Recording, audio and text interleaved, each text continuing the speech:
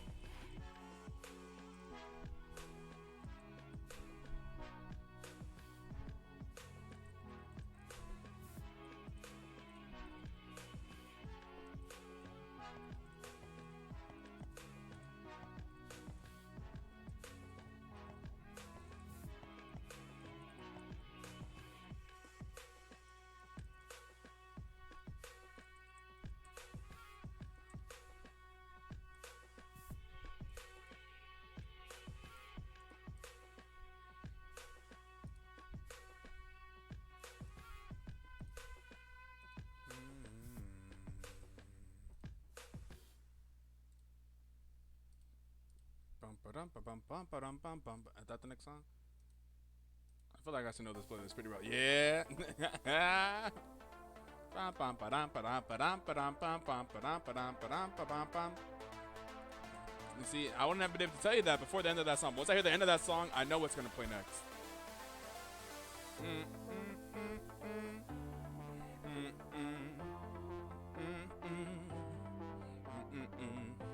Our boys are drafted. We got Diana, Corky, and Tristana.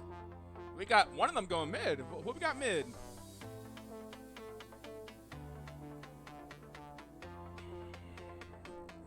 It's interesting.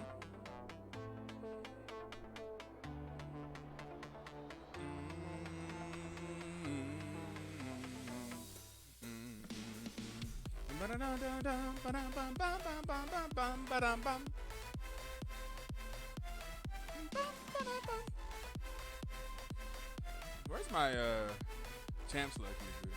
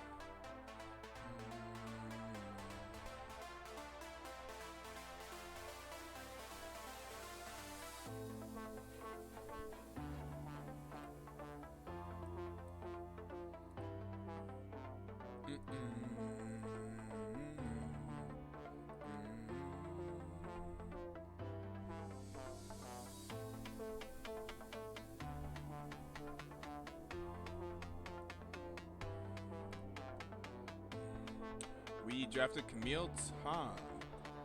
Okay. It's pretty heavy dive. We can get in there. We got some engaged with Camille Diana and Nautilus there. Not really AoE engaged though. Some poke. Quirky.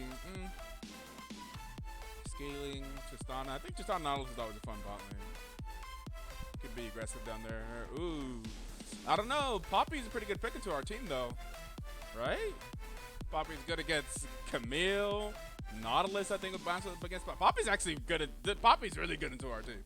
We'll see how they play that Poppy, but I think Poppy's really good into what we've drafted over here.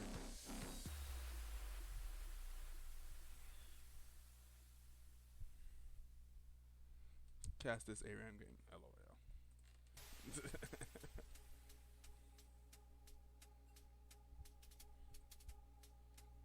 Derived for Shaco ban. The respect.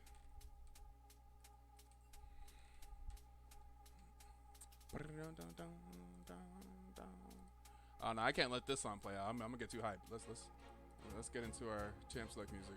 No, stop it. There we go.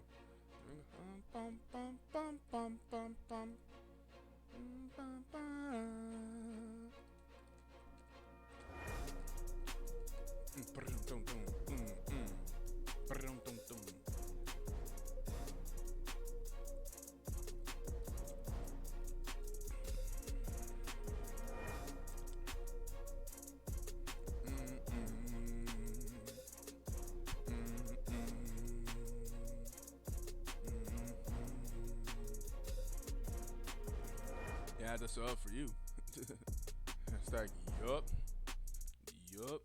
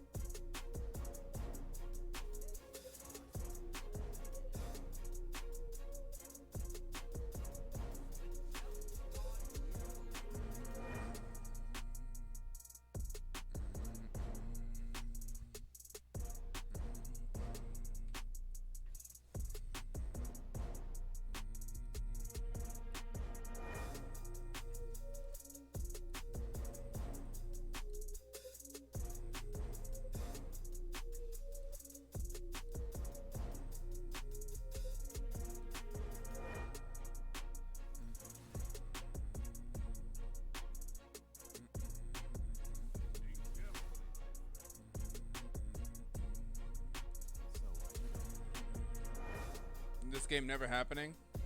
That's a good point. No, it's happening. I'm sorry, I forgot to get to the next part of the draft. We are currently in this section of the draft. I didn't even put this in the center. Whoops. Here we are. We're actually in the client draft. We're getting there. We're getting there. We can confirm it is going to be Tristana mid. So it's going to be Corky and Nautilus in the bot lane. Tristana mid playing against that's Victor. Going to have Camille top, Diana jungle. I don't know. These are solid drafts, I think, on both sides here.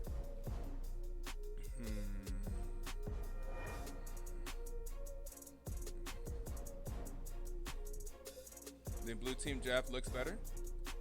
I think the Poppy makes blue team draft look better, like by itself. I think the Poppy is Smurf here.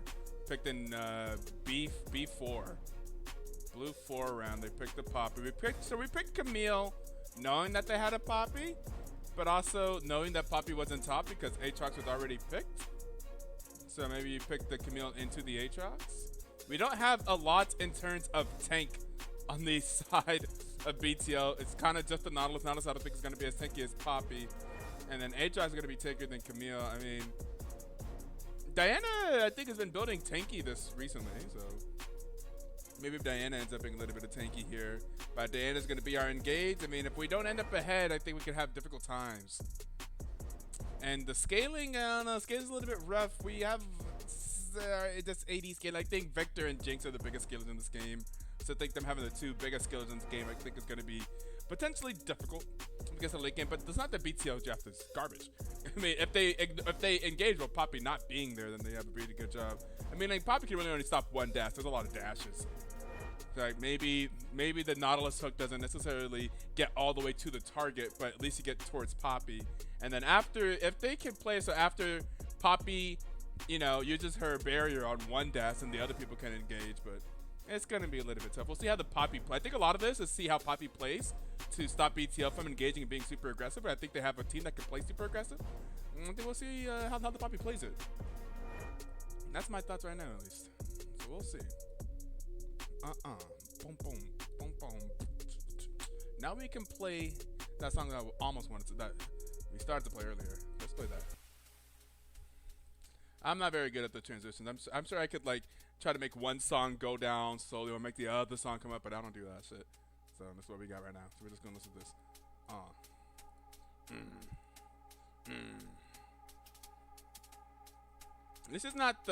This isn't the Mr. Magician song that I go crazy for, but it's the one before that. I like this one too. In terms of copyrighted songs on the internet, I enjoy this one.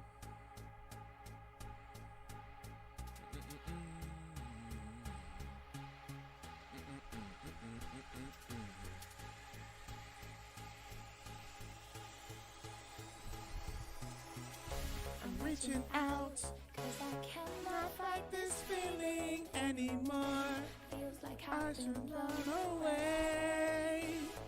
People always asking for a karaoke, BTL karaoke night. I know at least one person in the chat would be upset if I was just out here doing karaoke because she said I didn't do karaoke with her.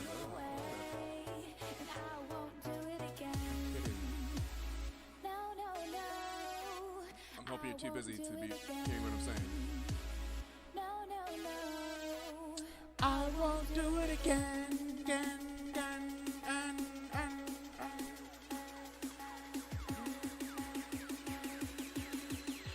Oh, and I won't do it again. Hit it. Hit it. And I won't do it again. What?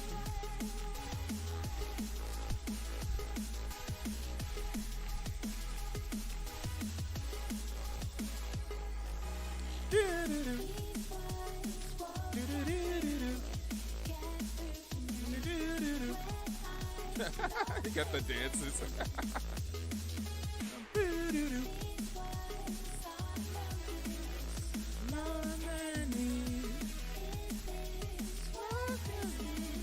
And I won't do it again.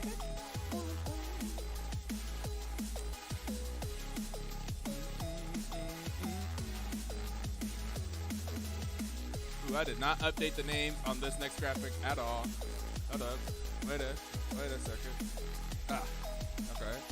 1. 2. Hopefully that lines up well at the top. If it doesn't, then oh well. You want this. I'm only cast, we can make that a little bit bigger over here. Yeah.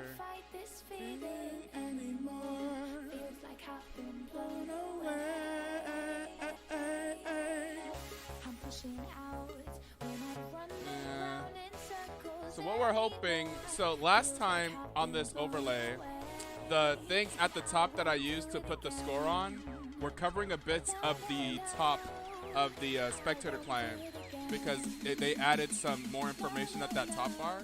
So I went to our graphics guy and asked if he could make it a little bit further out. So hopefully we're on the sides of that instead of being on it, covering it up. So that's what we're trying to see here. Let's look at some skins. Arcane Jinx just looks so good. Always. I don't actually have anyone to pause for. I just want to pause to bring this back up. There we go. Ah, there we go. Okay, that does work better. We did it, chat. We succeeded. Our overlay is no longer blocking some of this information at the top. Oh, Otacon, that's what they added. Jesus, this just keeps getting wider and wider every season. We just have more information up here at the top. All right, let's get into this game. Pause here 5 seconds, but we got no one else casting with me. It's just me, myself, and I. And let's get into it. BTL versus Summit Esports. Summit Esports on the blue side, BTL on the red side. We got Isodak in the top lane, Bouncy in the jungle, in the bounce house, Outrage in the mid lane, Ren on ADC, and Sharkbait on support. Sharkbait, ooh ah ah. On the other side, I don't remember those guys, so I don't know if I should even attempt to say their name. But that is Summit Esports on the blue side. Napquan, Baratel, Shati Time, Comet Cruiser, and Seeker. Okay, most of them weren't too bad. Too bad. We got some pings. We got some pings potentially looking in the mid lane. Is Bouncy going to be in trouble? But Bouncy's going to see someone walk into his jungle. So it's going to be weird that that's there. Going to go a little bit of auto attacks on Baratel. Auto attacking the Crone a few times. Is going to get a little bit of damage on Baratel. Baratel is going to get out of there. They should know that there is a ward there. Will they look to red sweep it? Maybe, potentially, perhaps. Are we going to get the back and the red, the sweeper lens to do something about that, and we're just going to walk around it. This should be aware. Did Bouncy see where that ward was placed? We will soon find out, I guess. Everyone else is still kind of posturing for position. Doesn't look like it. Something could happen. Oh, is going to go for the hook on to Victor. Victor's going to take some damage here. Outrage going to get a lot of damage on Victor here at level 1. Level 1. Victor's going to have to recall immediately. We're going to see a fight up here in the top lane, but also before the minions arrive. Wow, my W's and my R's struggling. And it's going to take a turret shot to go ahead. You got another thing, but there is a teleport in the mid lane for Victor, so Victor's not going to miss too much on that first wave. He's just going to teleport back to the lane. I will say it is still so weird to me to see people that are teleporting like slowly fly across the map instead of just teleport. Is it even still called teleport? Oh, Seeker potentially in some trouble. Is going to be forced to flash away after the ignite from Sharkbait. Ren, a new addition to the BTL team, I think did play in our match last week, but was traded to the team just before our match last week. So I think only his second game with the team. I'm not sure if they've been able to get us some scrims together, but Sharkbait and Ren seems to be doing just fine there in that bot lane.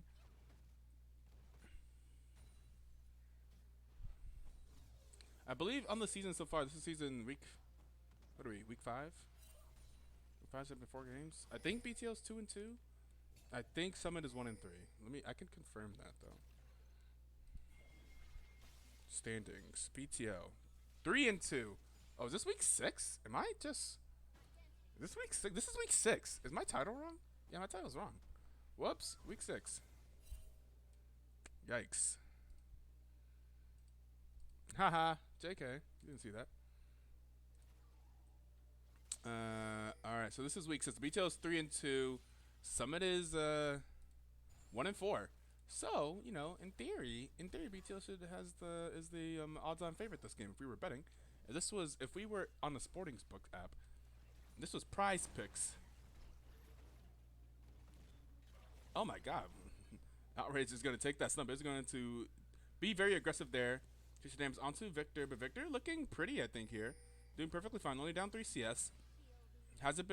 Was forced to use the teleport. Hasn't been forced to use the flash. I think Victor is doing just fine in the mid lane so far against Outrage's pressure. Bouncy potentially looking towards the bot lane. Maybe not. Still some fighting up here in the top lane. Aatrox doing well. Yeah, Victor's actually very comfortable in the mid lane, I think. Chitana naturally is going to shove. We'll see what Chitana does with that shove pressure. Is going to look down, potentially look for a deep ward. They already have another deep ward on that bottom side jungle. So if Wukong goes down there, this should be right. But Wukong's currently in the top side jungle, and Camille is low. Gonna look to perhaps get a recall. Chitana is just gonna take a lot of damage here. Doesn't actually have the range, and in fact, Chitana's actually gonna be a lot of trouble. Outrage playing very aggressively here. Is able to use the rocket jump to get off to safety through the bot side, but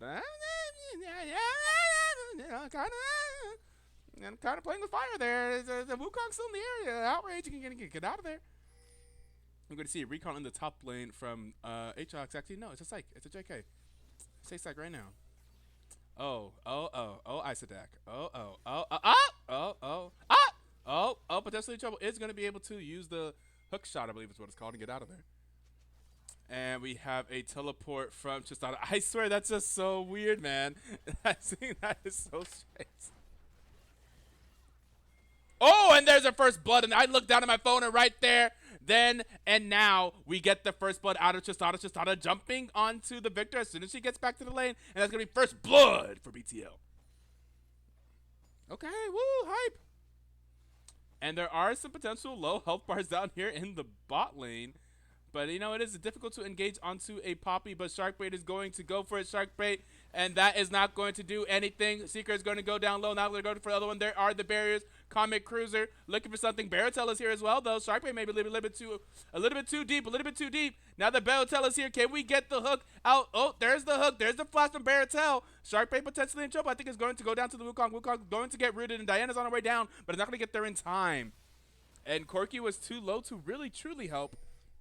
Diana looking for something. Could be looking for the Jinx. The Jinx is not going to get hit with the Q. Bouncy potentially in trouble. Actually taking a lot of damage. Now Baratelle looking onto Bouncy. Bouncy's going to have to walk up. But Tristana is here. Could potentially turn around. And, ooh, Baratelle did have some knowledge. Was smart enough to turn around and go the other way. Will they start up the dragon? Bouncy's doing it. Bouncy's like, yeah, we take this dragon all day. Having faith in Diana's ability to take it. Also, Nautilus and the bot lane are returning, so should be relatively safe. We do see Poppy is on all types of words, so there are some pings there from the BTL.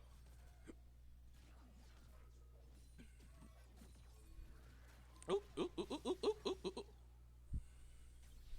Okay. Just fine. Although down 17 CS, down quite a bit of CS here in the top lane is Camille. And taking some trades, some nasty trades. And remember, Camille was picked into this matchup. I don't know top lane matchups. I don't know meta. But I know that Isodec, BTL chose this matchup in the top lane. So I'm assuming that it should be okay for Camille. Maybe right now this is just like a difference in just how well they're playing the champions. Or maybe it was never about the lane. Maybe it's about after the lane. You never know. But it was a purposeful matchup picked for BTL. I'm pretty sure Camille was R5. Okay.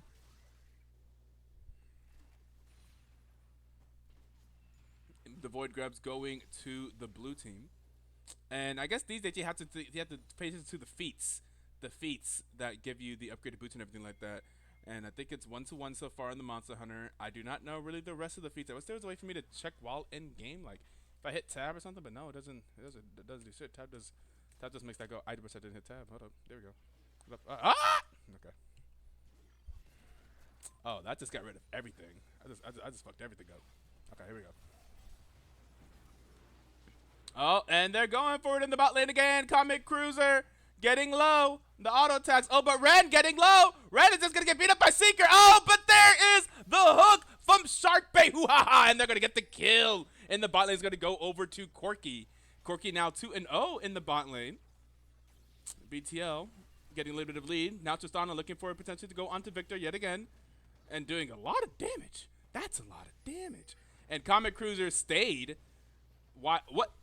Hey, get it. Hey, Ren, get in there. Ren, help. Ren, help me. Ren. Ren just let that man die. But meanwhile, in the top lane, we have Bouncy. Bouncy going. Oh, this Aatrox really doing some things to him. Okay. Meanwhile, in the mid lane, Outrage fighting against two, which really is just what? It's just the but here is another hook. Is able to flash and able to jump around the Raw. Well played there from Outrage. There are some low health bars there. They don't want to run into a Victor, but they are able to get away from the Wukong. I will say, in the bot lane, Ren, gotta let that man down. Let that man die down there.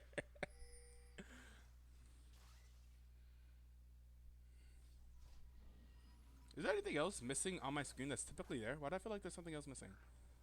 I'm missing something, aren't I? Yeah, aren't there usually player icons? What happened? Yeah, there we go. I was like, something is missing. I feel naked for somehow. Something was naked. Time controls. What's this? No, I don't want that. Chat objective timers. Okay.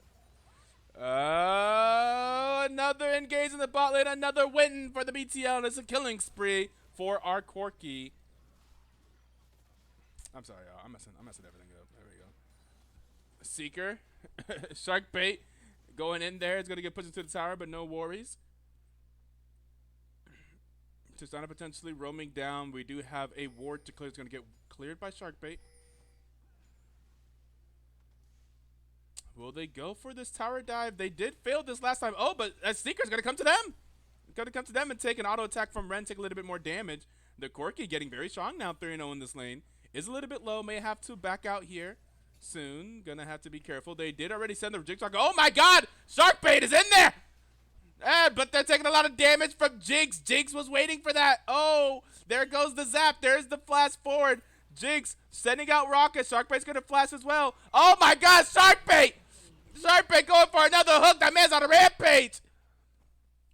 Sharkbait continues to go for it. Here comes the BTL. Here comes Bouncy. Seeker is in trouble. They knew that. They should know the Baratel is here. They do know the Baratel is here. Oh, but so is Tristana. Tristana is here as well. There's Seeker. Seeker's going to make Ren unstoppable now. And that is a 7-3 lead so far for the BTL, but only up 1.2K with the 4-kill lead. That's actually about true for 4K, right? For 4 kills. 4 kills, each kill about 300 gold on average, I believe, without shutdowns. Okay.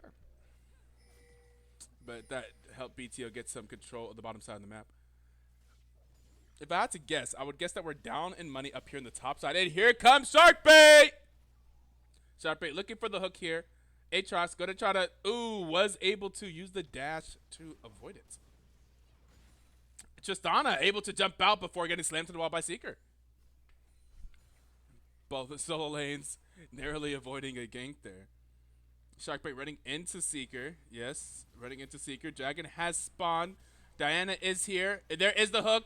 On to, and then the save from Poppy. We talked about how Poppy played this game. I think is gonna be really crucial, really important. I forgot about Poppy's ability to just ult to disengage as well.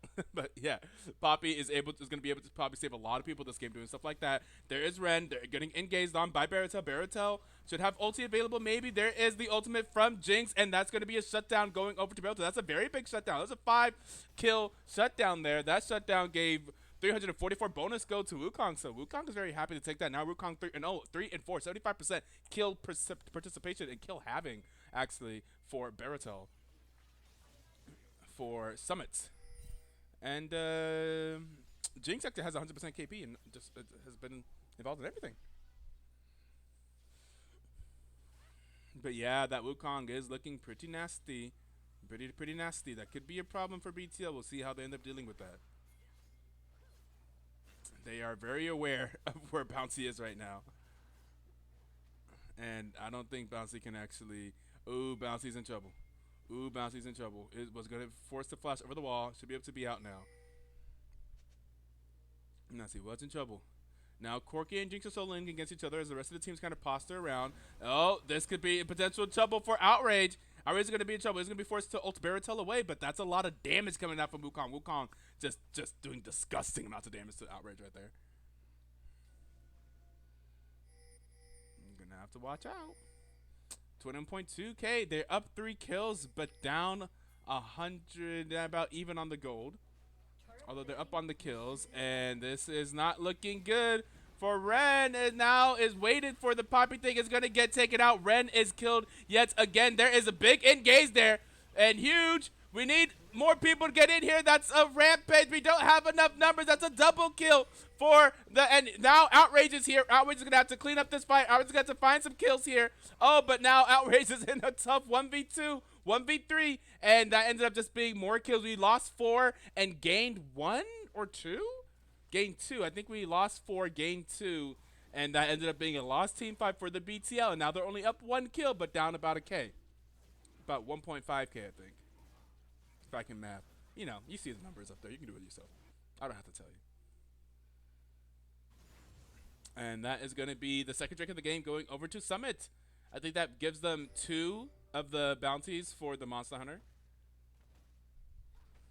Because, there's 2 on both sides actually, since they split the Krugs. Not the Krugs, what are these things called? Void Grubs.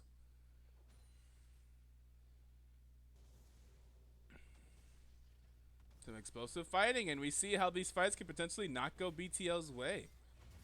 Poppy doing a lot here. See, Poppy comes in and they're forced to wait to use, like, for example, Ren couldn't escape there because of Poppy's I don't know if it's her W or something like that. You know that ability that makes you so you can't dash. You go boing into the wall. Yeah, that's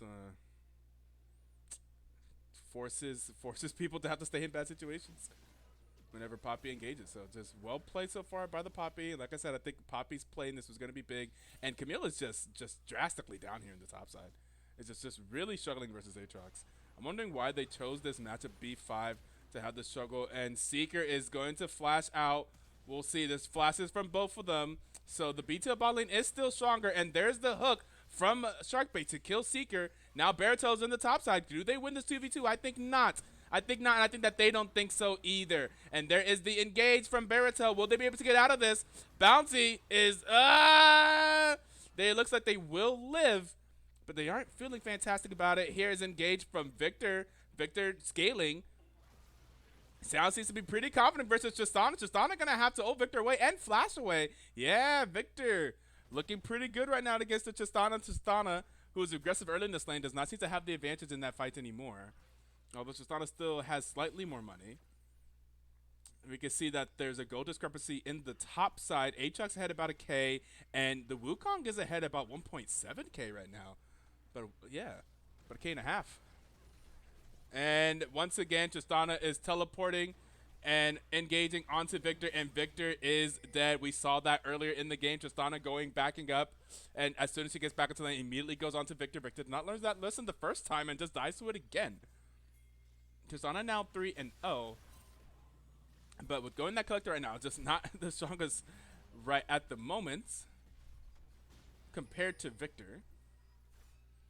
But doing well. We're going to see the Rift Herald here. The Rift Herald could be the third feat that BTL needs for the feats of Conquest or whatever they're called. I think this should give them that Monster Hunter one. And it does. And with the 3 kills and everything, that is going to give them the Triumphant boot upgrades. Are they all called Triumphant? Yeah, they are. Okay. We see the Wukong is here, and they are going to use this in the top side. This is going to be the top turret going down. I like this macro play here from the BTL. Rotating everybody up here, getting this tower, making immediate use of the Rift Herald. Do they go for 2? They're going to go ahead and shove this together. This is well done. Oh, a good engage there from Sharkbait. That's going to be Aatrox going down. There's the ultimate from Poppy, and here comes Baratel. And Bouncy was stuck inside the... Oh, and Poppy doing the thing. It's going to make it very difficult for everyone else. Isadak, yeah. There's Poppy doing the thing, and Outrage is going to have to get out of there. It's going to be able to avoid the Jinx ultimate, but it's actually instead going to potentially go down. Still got the happy feet. Looking to get that W cooldown. I'm going to have to dodge again. Yep, dodge again. All right, Outrage, can you make it to the tower? They're still going. I don't think Outrage is going to make it, and there it is. There is the, the laser there from Victor is going to secure it. And once again, it's another lost team fight for BTL. Although they were able to get the tower, they are going to be trading the tower back, and they lose 4. And now it is even game on kills, but the gold advantage is in favor of Summit. Like I said, I don't like how these fights are turning out for BTL. I think the Poppy is very annoying. Very, very, very annoying. It's causing a lot of problems there. I think Poppy also helped make it so Camille couldn't really get out of the tower, and Bouncy couldn't really jump to where he wanted to. The Poppy just having that barrier where you can't dash in the middle of that team fight, just doing a lot to them. It is doing a lot. It was a good pick here on B4, but they did. I keep going back into why'd they pick Camille into that? Why'd they pick Camille into this matchup top lane that does not seem to be necessarily going in Camille's favor, and then picking Camille into a Poppy that was already shown? I'm not sure if that's not like everything. It's not all Camille, the Camille pick. But I the more I look at him, the more I'm questioning, like, but why? But why though? But why? But why though? Especially whenever it's like not like a tank utility top. I'm like, oh, there's other tops that do better, do a lot more for you, and Camille just isn't able to as easily do what she wants to do here. Looks like they're going to go for a catch out onto the Aatrox. Aatrox is going to flash away. Are they going to let it happen? Okay, Aatrox flashes away, and they're going to get nothing there for committing 2 to the bot side. They weren't able to actually get anything except for Aatrox's flash. They were able to get a pick. Now the Dragon is coming out, and here is the engage from the Poppy onto Sharkbait. Sharkbait is going to go down real low immediately, and that's a godlike Jinx. They don't want the Jinx, and the Jinx is potentially getting 2 kills here. Was able to get the second kill. There's Barrel Tail, though, and okay, that should be a kill going over to the Camille. The Camille is able to get the kill. There's a shutdown. There's another fight over there by the Dragon. Victor able to ult over the wall. Bouncy doing a little bit of damage, but I don't think they're able to quite get to this. Could turn into the Otacon. There's going to be more kills going to Jinx is now excited. There's going to be a kill going over to the Aatrox. Outrage is not going to be able to get out of here. That's going to be another kills going over to the side of Summit, and they're going to do the Dragon. And yeah, the Engage team is getting engaged upon. Poppy doing so much work. And now we have the scaling problem here, where I think, like I said, I think Victor and Jinx are the ones that's going to scale into these late game team fights the best on this map right now. And I feel like Camille's really struggling. I think Camille Camille and Diana. Diana's really struggling here too. I think yeah, no, this is tough. The Poppy pick here, I think, doing wonders for Summit. Where are my coaches? Where are my coaches to explain to me this draft? Where's In Defiance? Where are you at?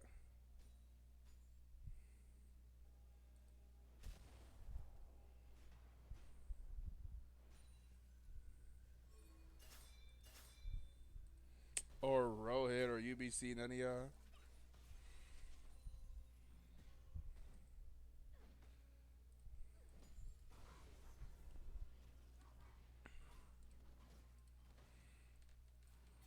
UBC In Defiance at.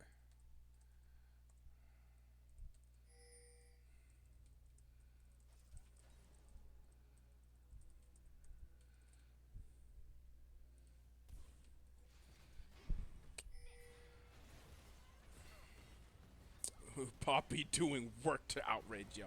Oh my goodness gracious. And Ren getting absolutely deleted by Baratel. Now Outrage is on the run. BTL is on the run. Sharkbait's not able to hook out. Now they're on to the next one. Isaac instantly getting down low. Isaac is going to have to ult and then flash out. But here on the back line, here's the Victor. Victor doing a lot of damage to Outrage. Outrage is going to go down. Victor is now they're flashing out. Now they're just getting absolutely run over in these fights. And the Poppy is doing work.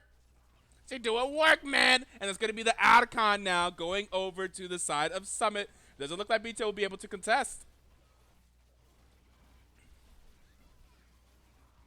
Yeah.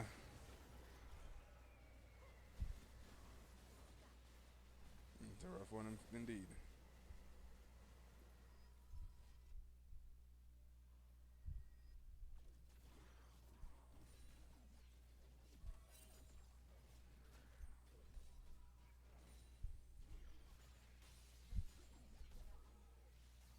Oh no. Oh no. Oh no. Oh no, my guy. Oh no. Oh, what are you doing? Oh no. Oh no. Oh no. His friends didn't come to help. There's 4 of them. There's 3 of them there. Hook shot into nothingness. Oh no. Was it the nerves?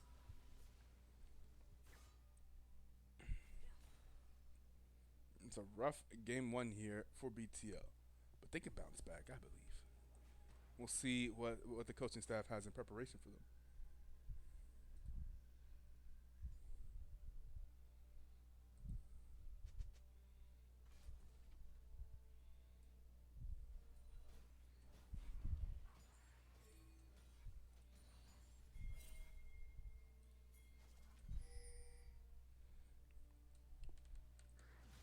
And they're going to look for a pick on Poppy. They're going all in on her. And they can't kill her. That's terrible. You have to be able to kill the person that you're going all in on. And here comes Baratel. There is the Poppy ulti. Baratel is also going to be looking fine. And here's the teleport in, but it's in a terrible location. Oh, no, Camille. Oh, no. Oh, no. Oh, no. They tried. Oh, and here's Outrage. Outrage staying a little bit too long. Able to get the kill on Baratel. Is going to try to flash out. Try to get away with murder. Does she get away with murder? No, she does not. She's going to get murder herself. Seeker yet again. This Poppy doing absolute work. Absolute work. 2, 5, and 12. But I feel like her impact is much larger than that scoreline. Although 12 assists is the most in the game.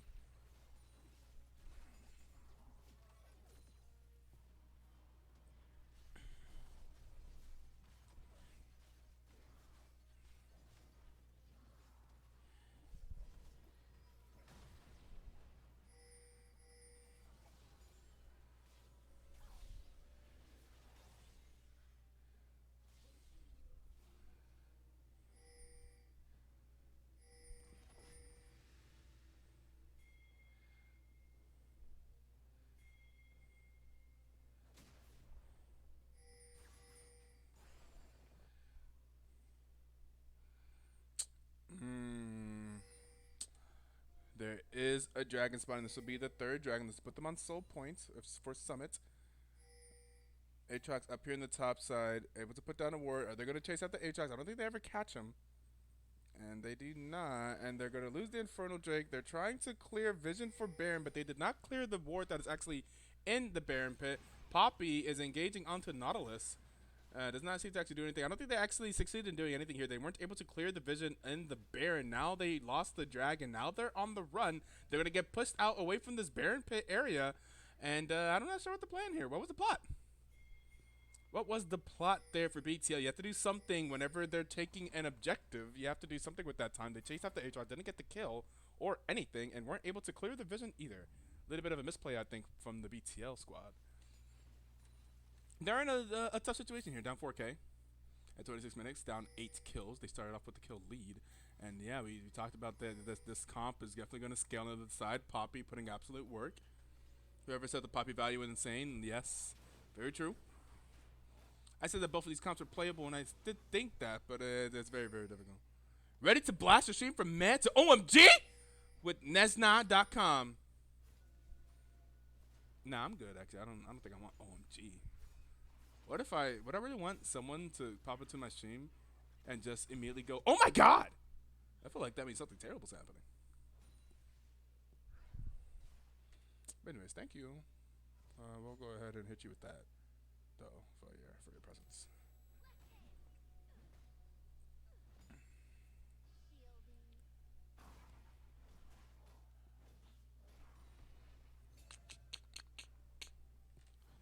Are any of the boys responding?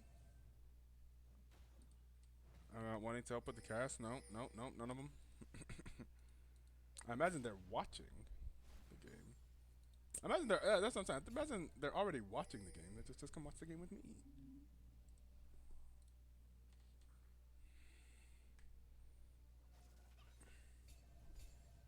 Maybe they're already prepping for next game. Which is fair. This is, at one point, you can probably start prepping for next game here. BTL could potentially get back into this. I think it would require some throws from Summits, I think. I think they have to let BTL back into this game, which is very possible. Very, very possible.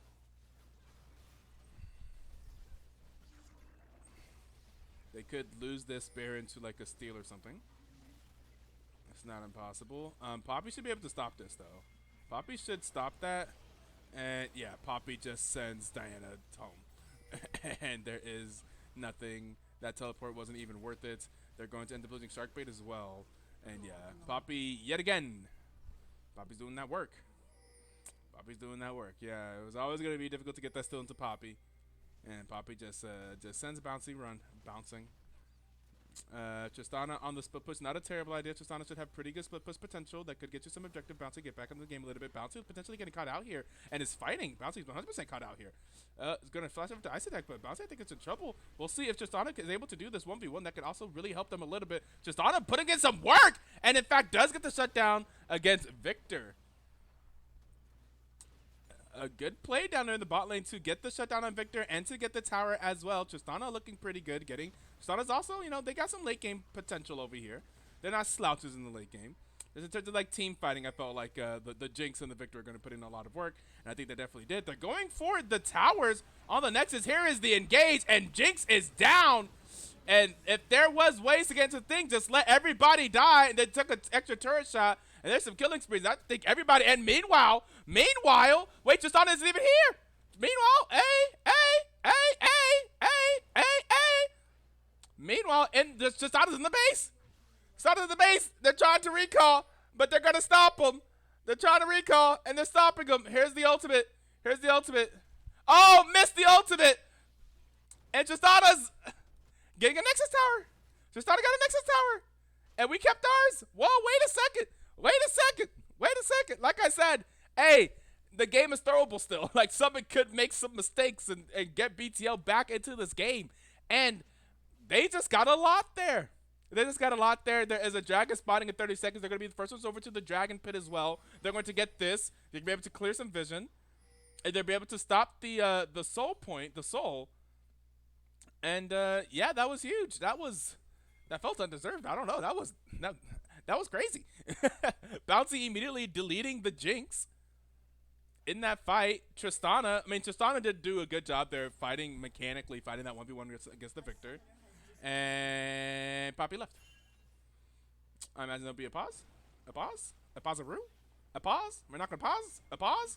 A pause? Oh, no, I guess she's back. All right. I was like, we're just not going to pause that? Like, y'all crazy. And we get that spot. Okay, we are going to secure the dragon. And Tristana is somewhere here Tristana's over here doing a lot of damage. Renan's going to take down Baratel. Baratel goes down. There goes the engage. And there's another person going to go down. Another one bites the dust. That's going to be Jace going down. But Aatrox over there getting angry. He's ulted. He's chasing him down. Isaac potentially in trouble here. Going to have to get the hook shot and going to try to get away. He's not going to be able to get away. Will go down to the Victor. So far they lost 2 and they gained 2. It's a 2 for 2. A 2 for 2 right now. And I think if you are behind, you do like even trades.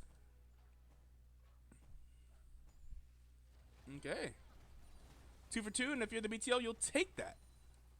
You will 100% take that. They're able to get away with the dragon 2 for 2 and not lose much else.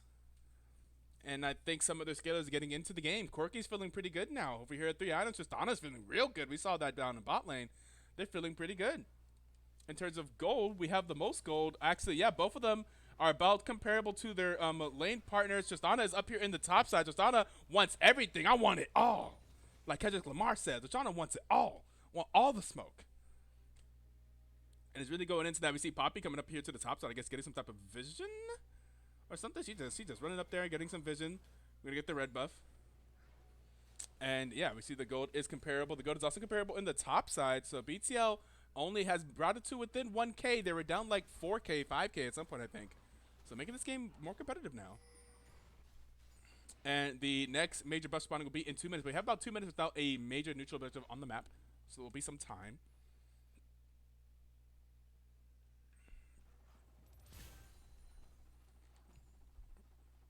We will see what happens. This game suddenly feels like it's anyone's game.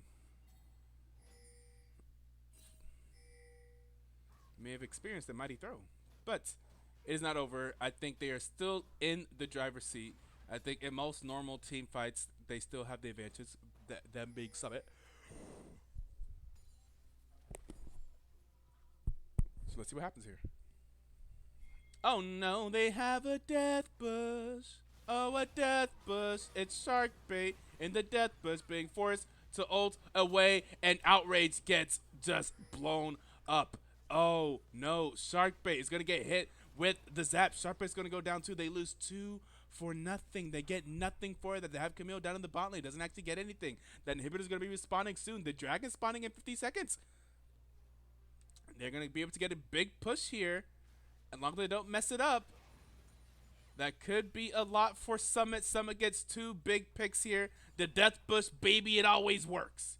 It always works. They didn't make good use of those blue wards there. Victor's able to push out the bot lane, and it looks like, yeah, we don't. Is this coming up? I can't. Is there no indicator on this? Okay, I can't tell. Here's a teleport coming into the base. Here they are. Time for the big push. Time for the big push. They have 4 seconds. They're looking for the Nexus Towers. They're looking for the Nexus Towers. Here comes Shark Bait. Hoo ha ha. They're looking for something. They're going to get the hook onto Baratel. Baratel's going to get real low. Baratel is gone. Killing spree for the Corky. There's the Poppy ultimate. And there is lots of people dying. There is the more hooks from Shark Bait. And that's a shutdown. And they're going for story time. That is 4 members of Summit is dead.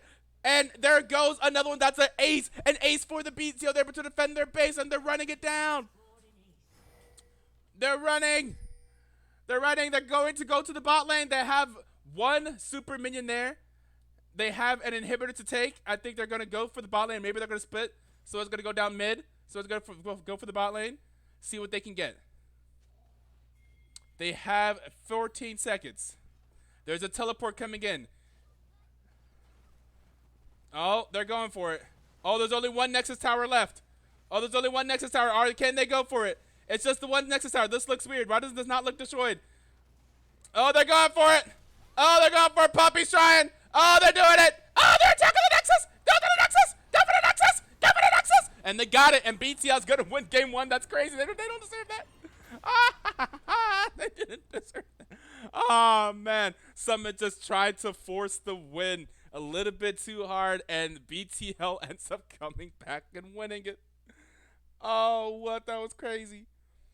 Oh, man, I didn't expect that. They were going to win. Now we got the old graphics. I haven't updated this scene yet. I guess I could do that now. What do I need to do? This needs to be replaced. We'll just have the void for a second. Grab this. Media source. Maybe I can add existing. What's it called? Red smoke? Put that there. We need that all the way down there. Let's see. Transform. Fit the screen. This line needs to be replaced. Properties. Browse. Season 18. We need this line, the cat line. Here we go. It's way too big.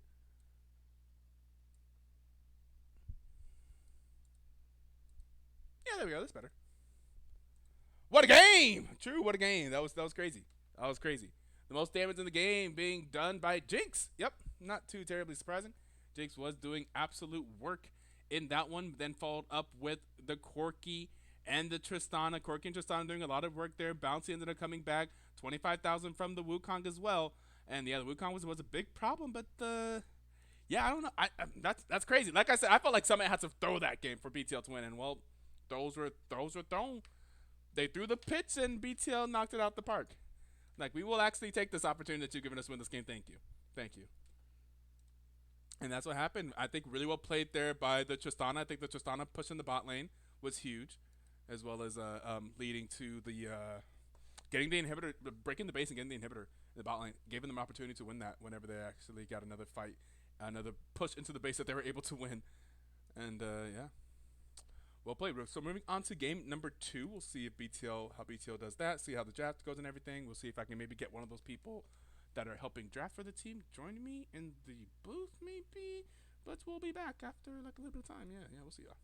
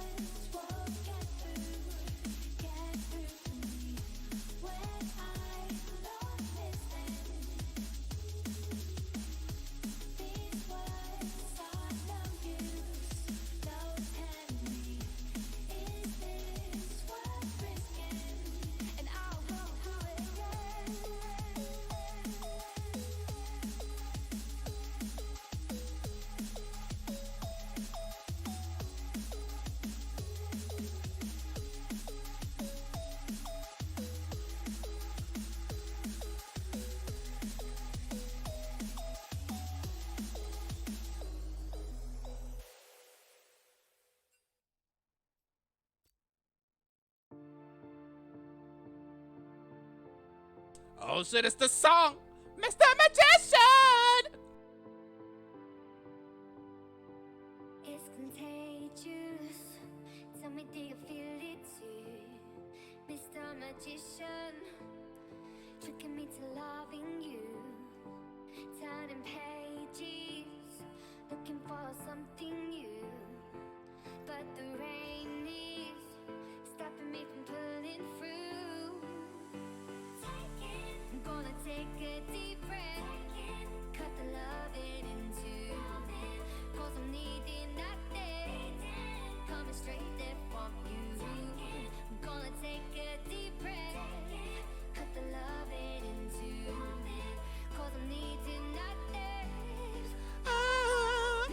Magician.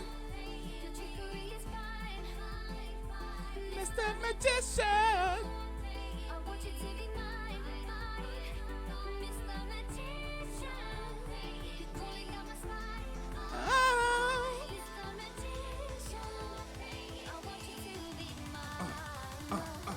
Get it.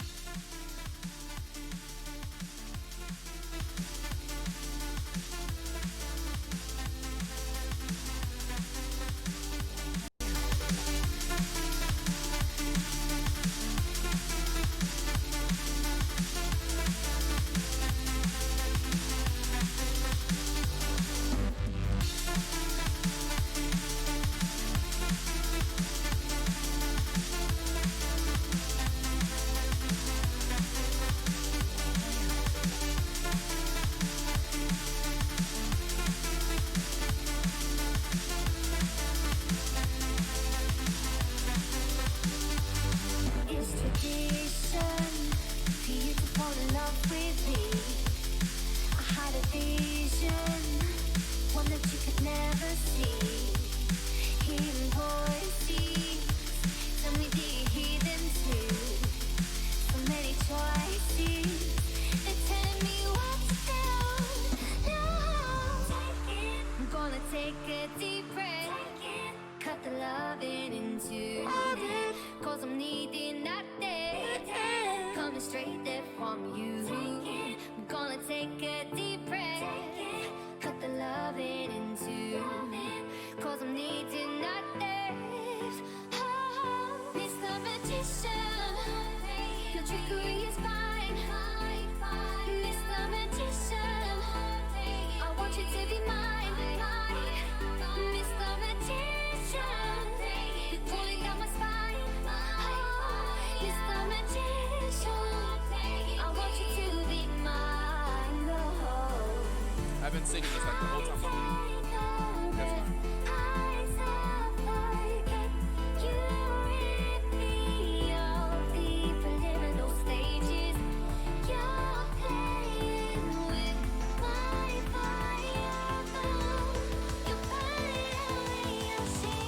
Another one. Get it.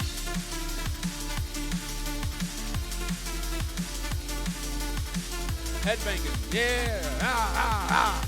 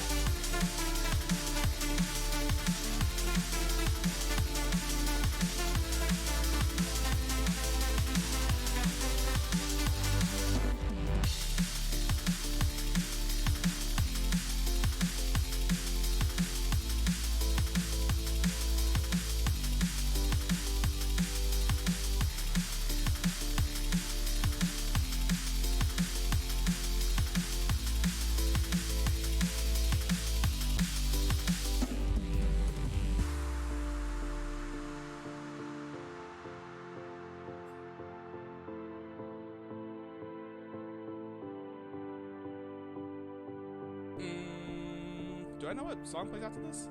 I'm not really gonna know what song plays after this. I'll probably know, like, as soon as this ends, I'll probably be like, oh, it's gonna be that one. I feel that's gonna be like something like that. Maybe I'm way off. Am I? What's next in the playlist? I don't know. Oh, really? Oh, okay, this one doesn't have like a real opening. That's why it doesn't. Shots fired. Enemy sighted. Enemy sighted. Enemy sighted. Maybe I usually skip this one. That's why I really don't know. Oh no, I usually jump around after this. That's why. We'll do this one. Yeah, this is exactly the. That's the exact song I was thinking of. That's hilarious.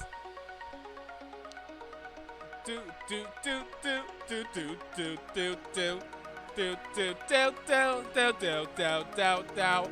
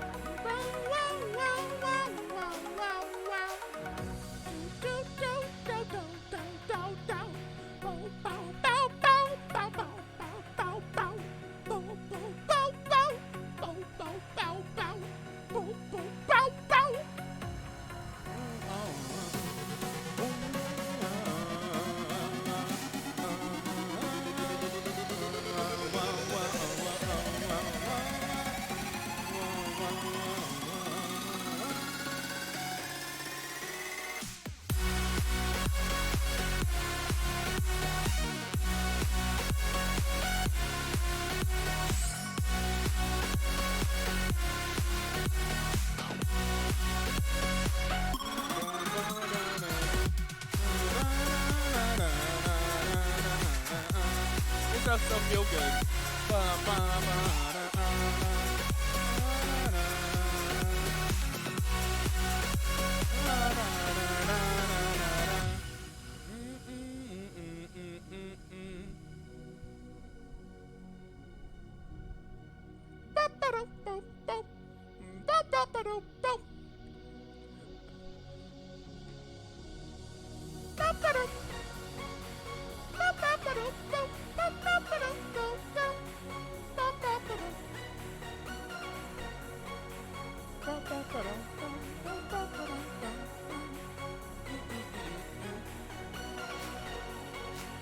This is what it means to be a streamer, y'all. You gotta hype yourself up. Because you're talking to yourself a lot. Especially whenever no one will join you in the booth. You're back in X and in Defiance. Red Strike, where are y'all? Old Sad Boy said his voice, he's sick. In Defiance, actually no, in Defiance he already responded, but he said he's sick too. Those are usually the go-tos. But UBC, Red Strike, where y'all at? I see them in there coaching the team and stuff. I need answers on that Camille. Oh, it's actually Jafflo. Oh, Jafflo, nice. If it's Jafflo, that means that our little... we won't be as scuffed. Hopefully we won't be as scuffed. Oh, wait. Okay, maybe still a little scuffed. Hold on. No, that's not Jafflo. No. That's what Jafflo looks like.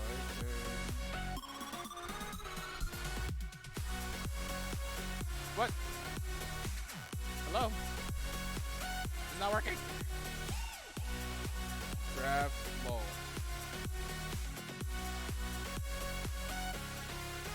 There we go.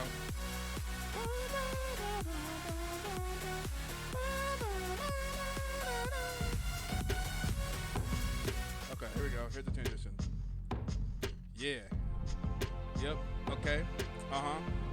I actually love this one. Because it goes the bum bum bum bum bum bum bum bum bum. Turn it up. Yeah. Here we go. Game 2. Every single time this Chance Select music starts, I'm like, if only I could rap. If I could do it straight off the dome, right here, I would get into it right here. Yeah.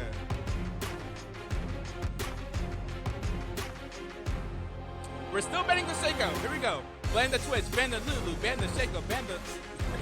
I can't. I wish. I just can't keep it going. Can't keep it flowing. We're going to get the Wukong B1 yet again. This may be a little bit too loud. Hold on. Get a little bit too into it there. You got to turn it down a little bit. It has to be background music.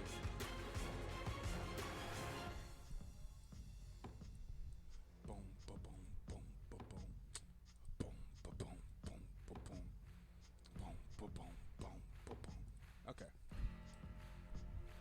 Volley Bear. They banned Zillion? Who plays Zillion on our side? Do we have a Zillion player? I didn't even know that. Do we have a Zillion? Have we played Zillion? I would love to see that. I was completely unaware of that. The AP junglers, I know Bouncy plays AP junglers, so like the Lily, the Diana, I get that. But Zillion? That's crazy. So far, we are very familiar with the Volibear and the Ash for R1 and R2 from Black Twitch League.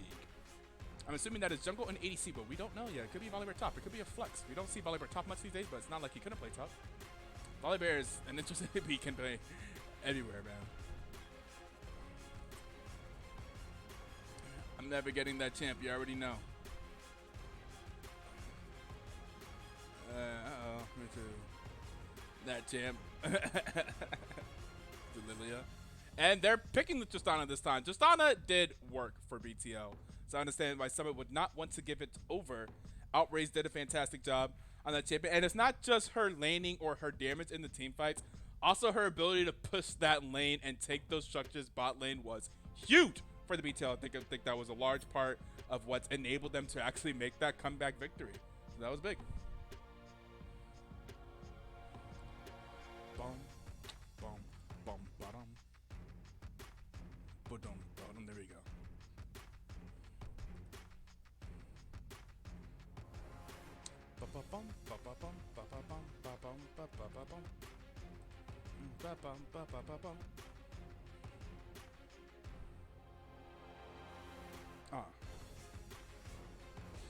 Ash Brom. Oh, we're very Freljord right now. What in the world? Are we going to pick Anivia?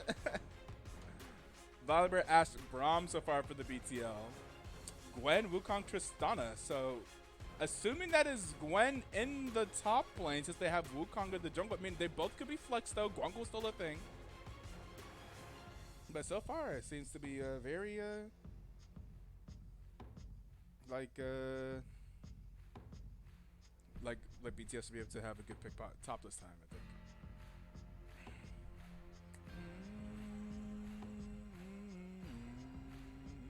Although things that are good into Gwen, are those things that you want to pick right now?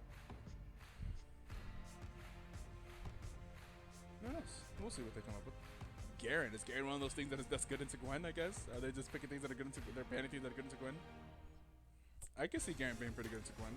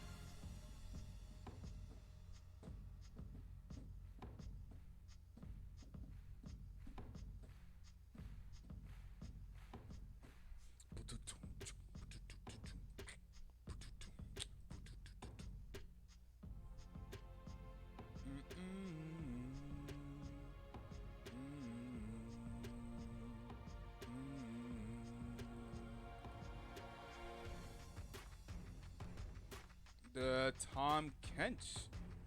Okay. That is spicy. That's not Freljord. At least I don't think that's Freljord. Imagine that's Bilgewater. I know he's at Rune Terrace and he's not in Freljord, so I think pretty sure he's Bilgewater, yeah. Sever. Okay. Once again. Double ADs. Just like BTL did last game with the mid and the. So that is probably also Tristana mid yet again. We should have the pick into it now. Now that we know it's going to be Tristana mid.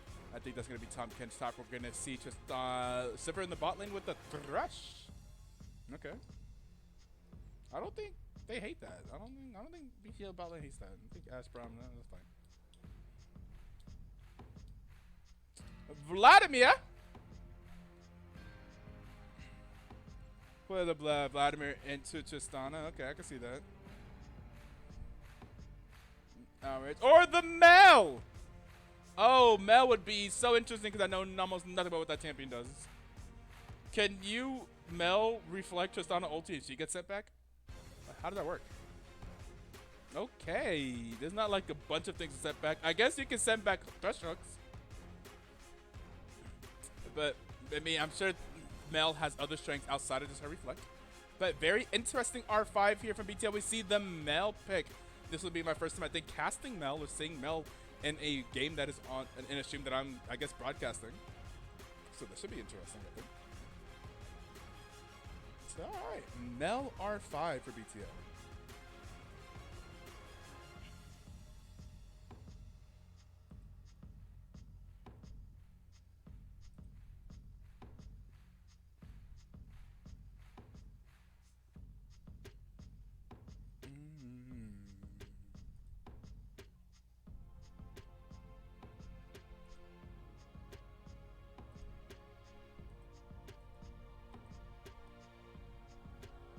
Waiting for them to get to the client draft.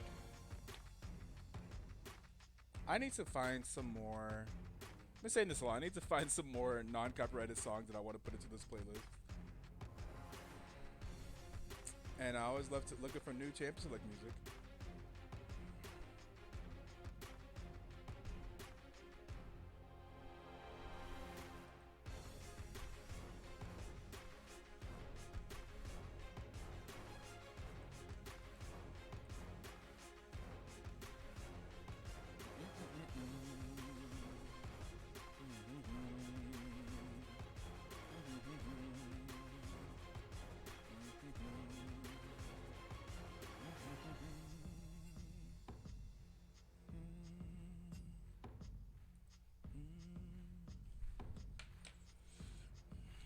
the clown is getting banned.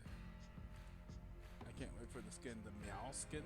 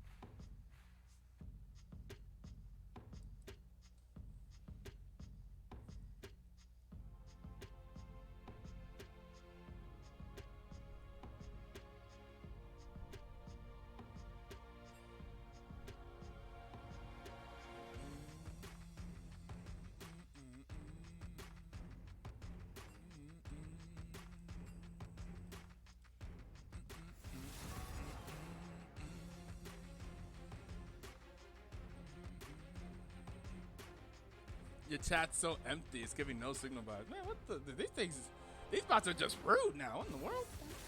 That's just mean. All right, let's change it to a different song.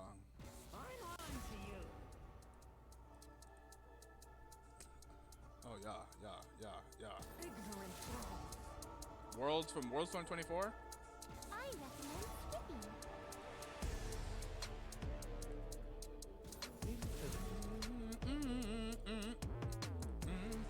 Is that Domingos? The joke's on you.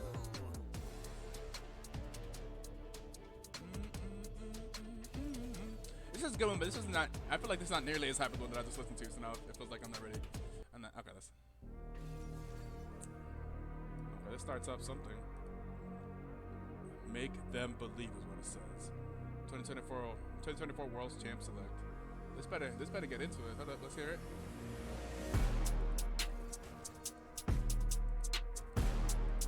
Okay. The horns. It's gonna be Tom Catch Top. Okay. I'm mad quiet the whole time. What the fuck? Ah! Ah! Like, it don't. The levels don't look that mad quiet. Like quiet compared to the music, or what does mad quiet mean for me? You tell me to turn this shit down?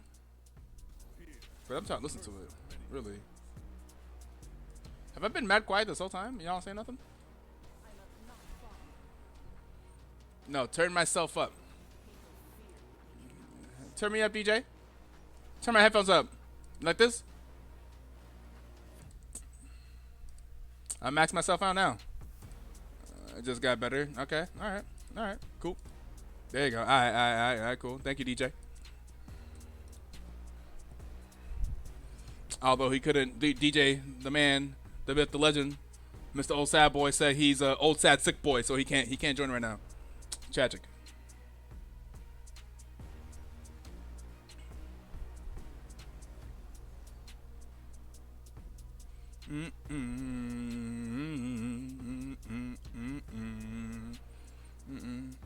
I can loudly cough every 3 minutes and sneeze every 5. God damn. Old sad sick for sure. That's a terrible combination. Man, old sad and sick. Damn. That's tragic. Reminds me of the Dallas Mavericks.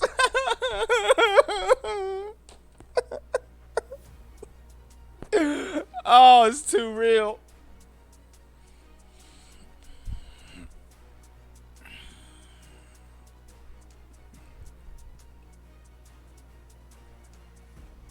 Go on and pick a new team for real. I can't, man. I know no one will follow me, but I can't. I live here. I've been living here. I've been visiting. I was there in 2006. I was there in 2011. I was there. Like, that's a problem. Like, I was there at the finals last year. I was there. I was in the building. I was downtown. I went to Mavs hoop camp for 5 years as a child. I got so much memory. I have a picture with the 2011 championship trophy because they brought it to the hoop camp and let the kids take a picture with it. It's crazy, man. I got too much Mavs history. It's crazy. I just can't feel no other team the same for real. It's so sad. I wish I could. I really, really, really, really, really wish I could. Now, damn, every other team in Texas is looking nice right now, man. Why could I be a Spurs fan? Spurs fans have been fucking spoiled for years. For years. Years. Forever. Forever, ever? Forever, ever? Forever. Yo, there's a chance the Spurs tank this season because of the injuries to Fox and Wembanyama and get a top pick. What if the Spurs get the first pick of this draft and they get Cooper Flag to put next to... Imagine that shit, bro. Imagine, man. It's sick. It makes me sick. Sickening. So sick.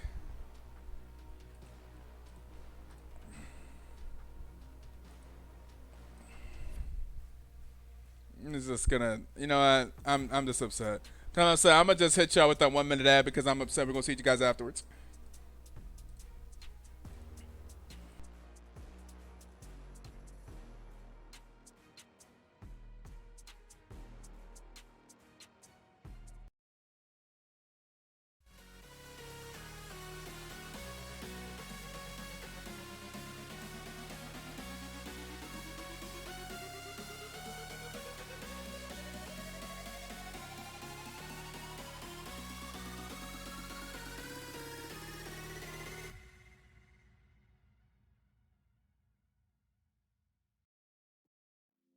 Blind devotion, empty notion. Like a roaring ocean, slow in motion.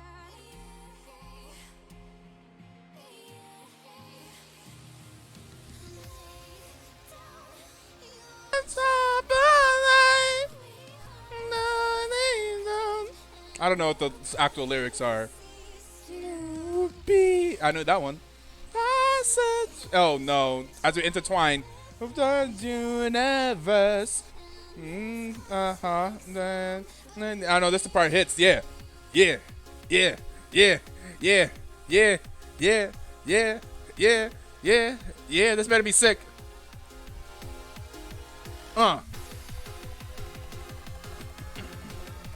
Yeah, yeah, yeah, yeah. Get it.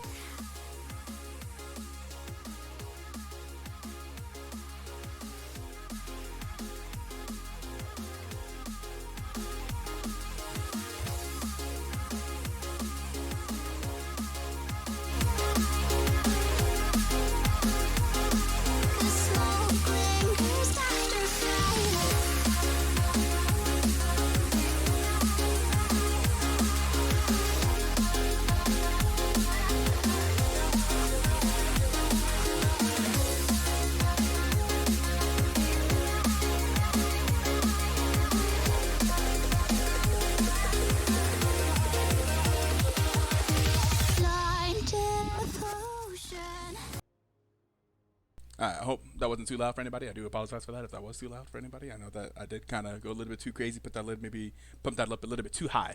A little bit too high, but we are getting ready here for game number 2 between Summit Esports and BTL. Summit Esports, being the losing team, decided to be on the blue side yet again. So BTL, after just winning on the red side, they are back on the red side. So we'll see how they do here in game number 2. We are ready to get it going. In the top lane, again, we have Isadak and Bouncy in the jungle, Outrage in the mid lane, Ren on ADC, and Sharkbait Hoo-Ha-Ha on the support. Up against Napquan, Baratel, Stratty Time, Comet Cruiser, and Seeker. It looks like they're looking to seek down the middle of the lane. All 5 in the mid lane. Insane in the brain. Oh no, Bouncy! And immediately got the flash out of there before getting hooked. Was able to flash before getting hooked. The hook was a little bit delayed there. Perhaps they weren't necessarily expecting to run into anybody. Bouncy going to do a little bit of taunting on them. Outrage. is going to take some damage, but should be fine. Everyone should be able to recall there. They are going to know that there was a ward placed there. And I think that's money, right? Yeah, that's money, baby. Oh, wait. More money got to... Justana got hella money, though. I'd say we got some money for the bringing out the ward, but Justana also got some money. We call that money, baby. I somehow shifted how this layout looks. There we go.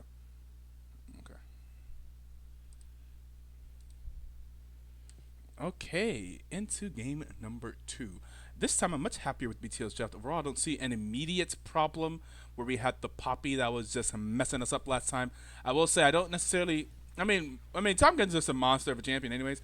So I don't know how Tompkins does in this lane. I was thinking in the top side, but Tompkins is probably fine because he's just a monster in general. But I imagine that this could be another lane where Gwen ends up having the advantage for the most part. In this lane, I think Gwen does pretty good into mobile tanks, big, meaty mobile tanks, big, meaty men that slap meat. I think typically Gwen is pretty good into them. And yeah, I think eventually, like in the late game side lanes, I think we're going to have a little bit of problem dealing with the Gwen if the Gwen gets too out of hand. If the Gwen gets as ahead as Aatrox was, kind of in the early game last game, I think we do have some troubles. But we will see what happens there. We're going to be level 2 hit first by the side of Summit Esports. We're going to have the exhaust go down. Ren is going to get very low. Ren is going to be ignited. Ren is going to take a few more auto attacks. Sharkbait is able to drop the exhaust and able to get them safely to level number 2, and it should be okay in the bot lane. I believe they should not die unless they get hit by a hook on the tower, unless Ren is playing a little bit too crazy here, and they probably will have a little bit of struggles. Oh, no, okay.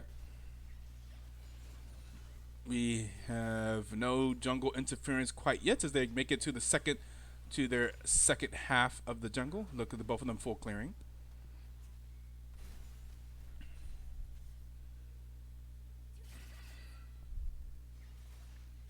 Gamer Destroyer Lit. Thank you for the follow. Why does Gamer Destroyer sound familiar? Is that the manager of the team that we're playing? Somebody Sports? What was that? What was his name? What was his name? I feel like I saw Gamer Destroyer. I run into so many names on a daily basis I don't even know. Yeah, Gamer Destroyer. I imagine that is Hello Summit. Thank you for the follow. Now, I guess now I have to, should I cast a little bit more impartially instead of just obviously being biased towards BTO? Now that there's a representative for Summits in the chat? Nah, hell nah. This our shit, baby. Let's go, BTO. Woo! Bouncy, got in there. Yeah!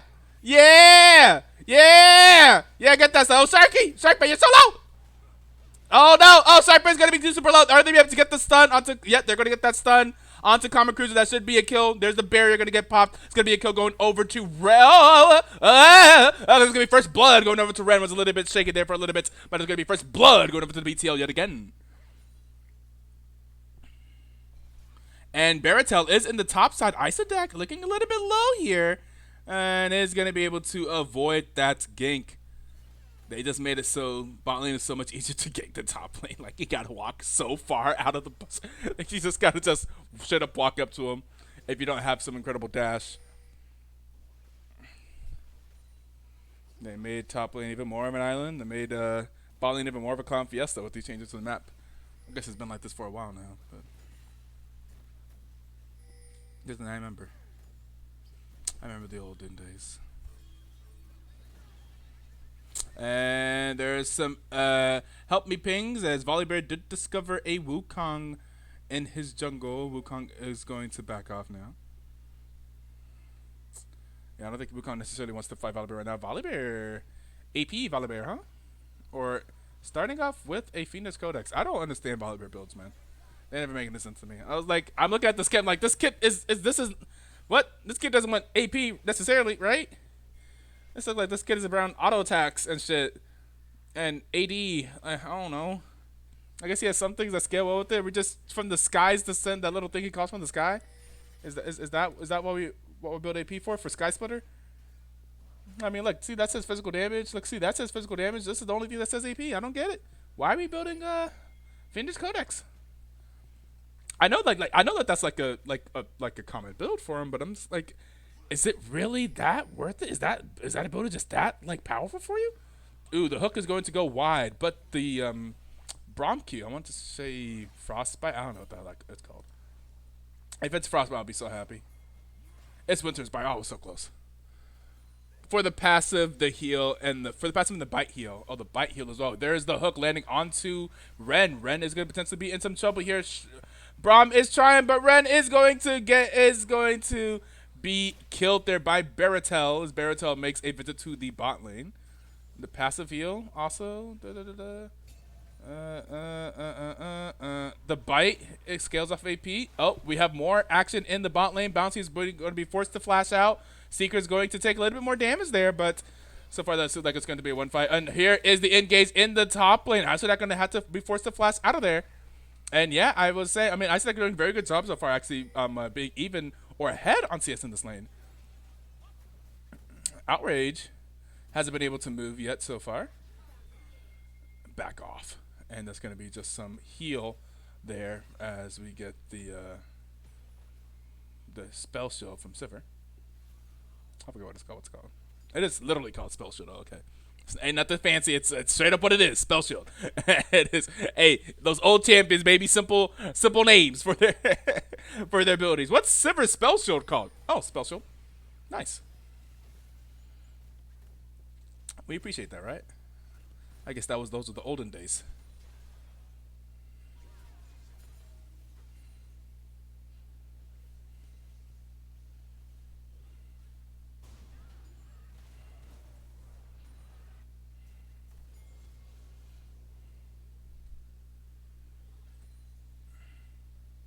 So once again, going back to this heal, Valve hits for 20 plus 8. What?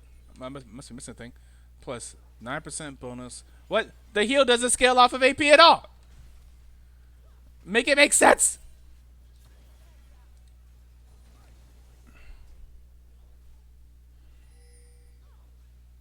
The passive. Now this does do magic damage. That's fair. Passive is magic damage.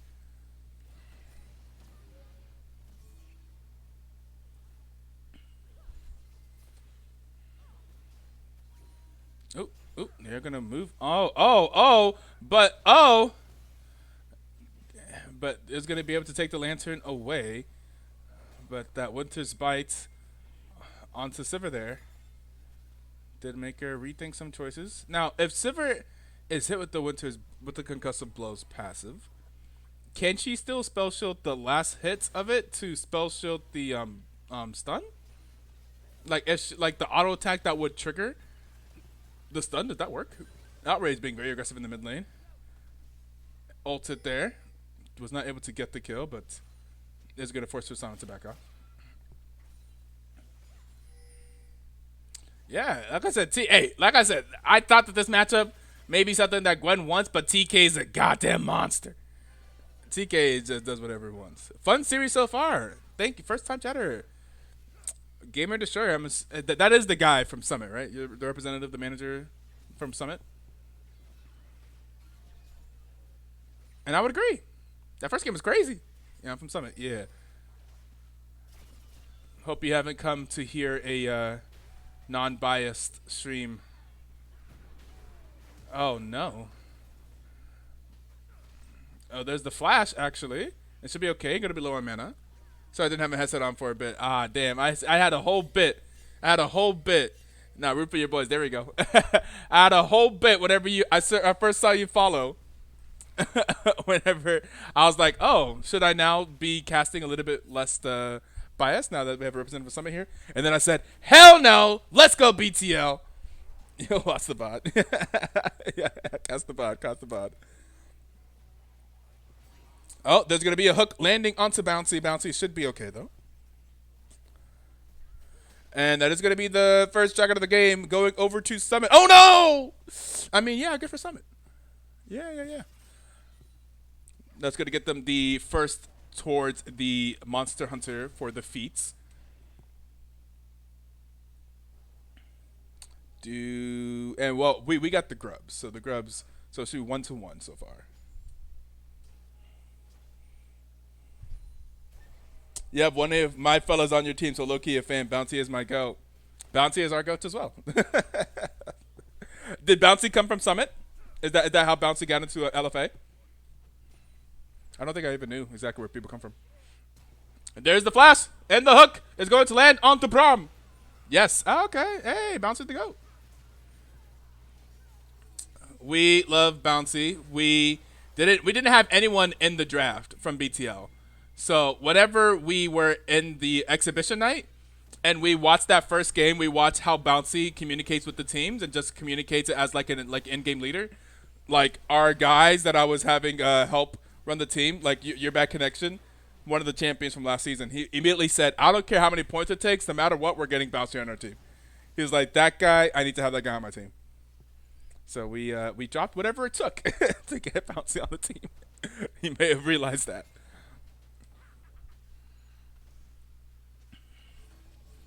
Baratel has been pretty much in many ways outplaying Bouncy this game though. Baratel looking fantastic in this series. On this Wukong. While also grabbing a ban for the Shaco. And is currently getting walked down by Brom, but should be able to get out of there. Oh. Yeah, TK's just a monster, man. It doesn't matter. Baratel, another great viber, really. He's such good vibes and he's so good, yeah. Stick around after the show, and I was planning on having Bouncy actually come into the booth and talk to us for a little bit. He said it was interested in helping out with some content for the next BTL season as well. Also, we usually do hashtag man shakeout, right? Oh, hell yes. We usually do, during the regular BTL season, we would usually do like a player interview, an MVP interview for who we would think will be the MVP of the series. I figured I would just grab one of the boys. I mean, Bouncy probably wouldn't even be considered MVP. I'd probably give it to Outrage so far, based off of game one. But Bouncy is kind of our team leader at this point, team captain.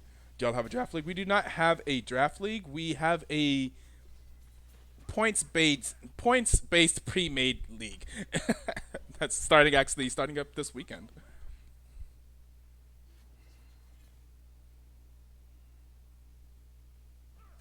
So there's not draft per se. We did have a draft season. We had a season where it was draft. Technically season 7 and season 8. Season 7 was a draft. Season 8 was like a partial draft. And since then we've been pre-made just with points. Sounds exciting. Yeah, so it's like a mixed ELO league. So the reason why we don't have anybody in the LFA is because most of our players average around like D4, D3. Like most of our players had peaks that were going to make them ineligible for LFA. So it was hard for us to like, whenever we first heard about it, we were going to get like a team together of like all of our, like we thought it was going to be pre-made first of all. And then we were going to get a team together of all of our like BTL regulars, people that have been in the community for a long time. And like I was going to have my like second command staff member Maria put together a team and represent us, which we've done before in other tournaments. Just a group of people from the community, whoever wanted to join the team. And then we realized that every single person that we would have put on that team was too high elo for LFA. So we're like, whoa.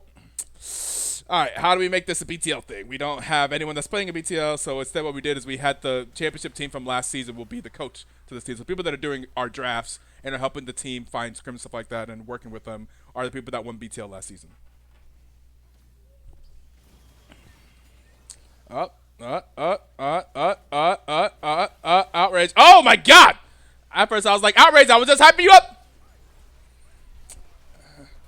And we're going to take the first tower for BTL. Outrage was able to get the kill. We're going to continue onto the chase. Brom's going to flash forward. And here it is. They're going to go for more. And, oh, Baratel's able to get a kill. But Ren is looking super low. And Baratel's able to get another kill. Actually, Baratel's...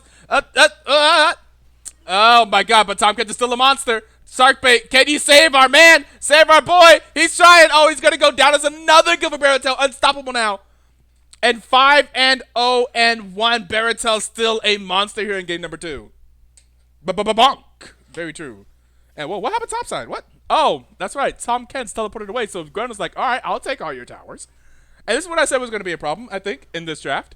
Is eventually, I don't know who actually matches Gwen. I don't think Tom Kent's late game matches Gwen. What is going on here? What is? Oh, God, that's just what it looks like, I guess. Okay. 1 point, GOAT.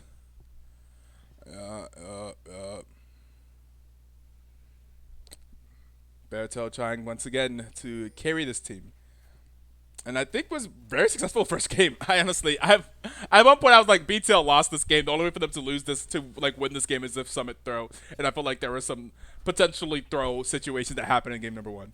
There, I was like, oh, ooh, ooh, okay, we got a lot there. The push onto the base that led into the ace that won the game. I was like, oh man, they threw their lead. Yeah, that's pretty much what happened. Yeah, like I'm not trying to be like biased or anything. That's pretty much what happened. Shark bait is in the bad spot. Is gonna go down most likely. Shark bait is gonna go. Gwen is immune. Gwen is here, and Shark bait's kill is going to go over to the Sivir. Isodek is now on the run, and they're gonna jump after Isodek. Isodek is making a lot of damage. He's gonna get hooked now, and I think that man is gonna go down. The shield is not gonna be enough, and that's gonna be dominating for Baratel. Now 6-0-2, and that should be, there's an Asher coming. It's going to be a little bit too late. That's definitely going to be the Dragon going over to the side of Summit. And they're going to have a 9-4 lead here. 2K, I think almost even more of a lead than they had in game number 1. I think in game number 1, at first, BTL had a lead at the beginning of the game, and then by mid-game, it was pretty clearly in Summit, and then by the end of the game, just things happened. Summit kind of just kept throwing major things happen. Tristana got a big push by herself on the bot lane, was able to break a turret while other things are happening.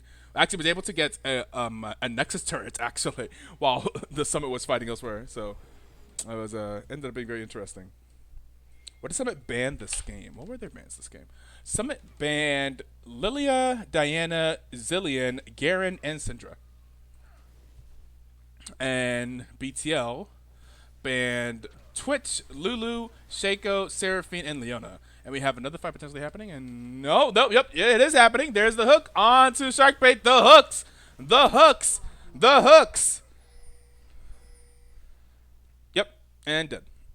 And now God like 7-0 into this Wukong is becoming much more of a problem than it was in game number 1. This is iffy. They are a little bit tankier. It's actually significantly tankier in game number 2 than they were in game number 1. So maybe ahead Wukong won't be as much of a problem as it was last game, where pretty much no one could survive against a Wukong that was ahead. But now I believe Tom Kench, Braum, and others, and they keep getting just cut out. They don't have the numbers. Can they walk out of here? They would be actually allowed to walk out of here while, their hook is barely not going to land. Tom Kent is still in the bot lane. Brahma's respawn, walking back to the base. Walking back to the lane. They still have a lot of wave clear. Actually, my God, Mel's wave clear must be insane. Mel has so much CS. What happened? Mel is just consuming waves. What? Yeah, Mel's up a K just off of just pure CS alone. Mel has a lot of money.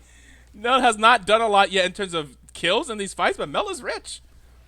And this is going to be, yeah, this time the triumphant boots go to Summit. BTO was able to secure those in game number 1. Farming on Mel is easy, I'd imagine. I know nothing about the champion. It must be. Her wave must be ridiculous. I just looked down and realized he had 180 at 18 minutes. Like this is we're not at the elo where that consistently happens. We had someone in BTL last season who was like GM 300 LP, who would like get 10 CS a minute every single game. It was ridiculous. I'm like, how is this even happening? We were looked away, and somehow this man has not missed a CS. How's that even possible? And they're really playing with fire here. See, now here's what I have concerns about. I just don't know how. Oh, meanwhile in the mid lane we're getting a big push. Yeah, I just don't see how Tom Kench does. Yeah, you see that healing? I don't know how Tom Kench deals with that, like long term. I don't think that's the thing you're able to deal with. And they are able to get the tower and make it out of there. To like 220 at 20 every game. Insane. Yeah, the GOAT last season. Yeah, it was insane. Yeah, the man was wicked with it. That's what I'm saying. Like I'm seeing Mel here. I was like, but we're like at Emerald Elo here. We don't really see that at that Elo.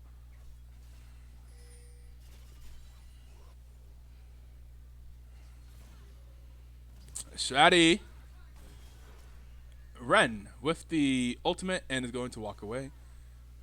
Yeah, and speaking of wave clear, here we go. Sivir things. Hey, yo, in terms of late game security, man, you got a Sivir. Whew. Let her get to a bunch of CS. Just win your team fights. Win you the game. And it looks like they're going to take the mid lane tower here as well. This is even more of a lead for some of this game than they had previously. Are they going to go for this Wukong whenever he bounces out? Oh, they did not hit the... he's able to flash out. Okay.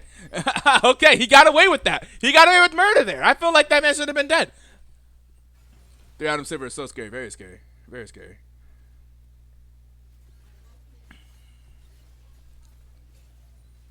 We have a dragon spawning here in just under 10 seconds. Oh, just at about 10 seconds. Oh no, the hook onto Ren and Ren is dead. The hooks! 1, 1, and 9. Seeker, by the way, Seeker also played incredibly in game number 1 on that Poppy. That Poppy gave us a lot of problems. Here we go. Here's a big team fight. There's the ultimate from the volley bear. There's a shutdown going over to Braum, unfortunately, and here comes the Gwen. The Gwen is a moon. Shark Bait is going to go low. Shark Bait is going to go down. It's going to be a double kill for the Gwen. The Gwen is not who you want to be strong right now. That's not good. There's a flash over the wall. There's the fail flash from Seeker there. Isodak, not able to really help too terribly much. Yeah, Braum getting that shutdown is not what you wanted to see if you are a BTL fan, which I would imagine most of us here are, so kind of unfortunate for us, you know.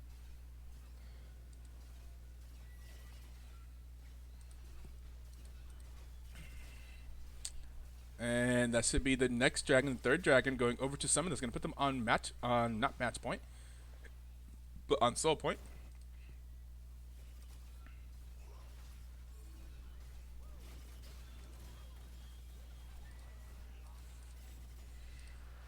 Okay, that's 3 dragons going over 2 summits. And that puts him at soul points. Things are looking bleak for BTL here, already at 22 minutes.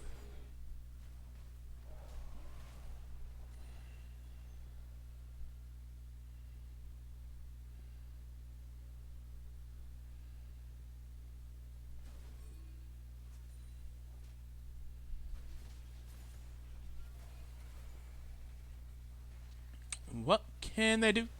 I need Mel to start doing something with this money. Like, that's what I want to see. I need to see Mel start doing crazy things. Because Mel is like 2K ahead of everyone else on her team.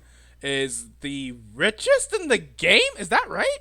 Mel has more money than Wukong. Look at that. That's crazy. That's crazy.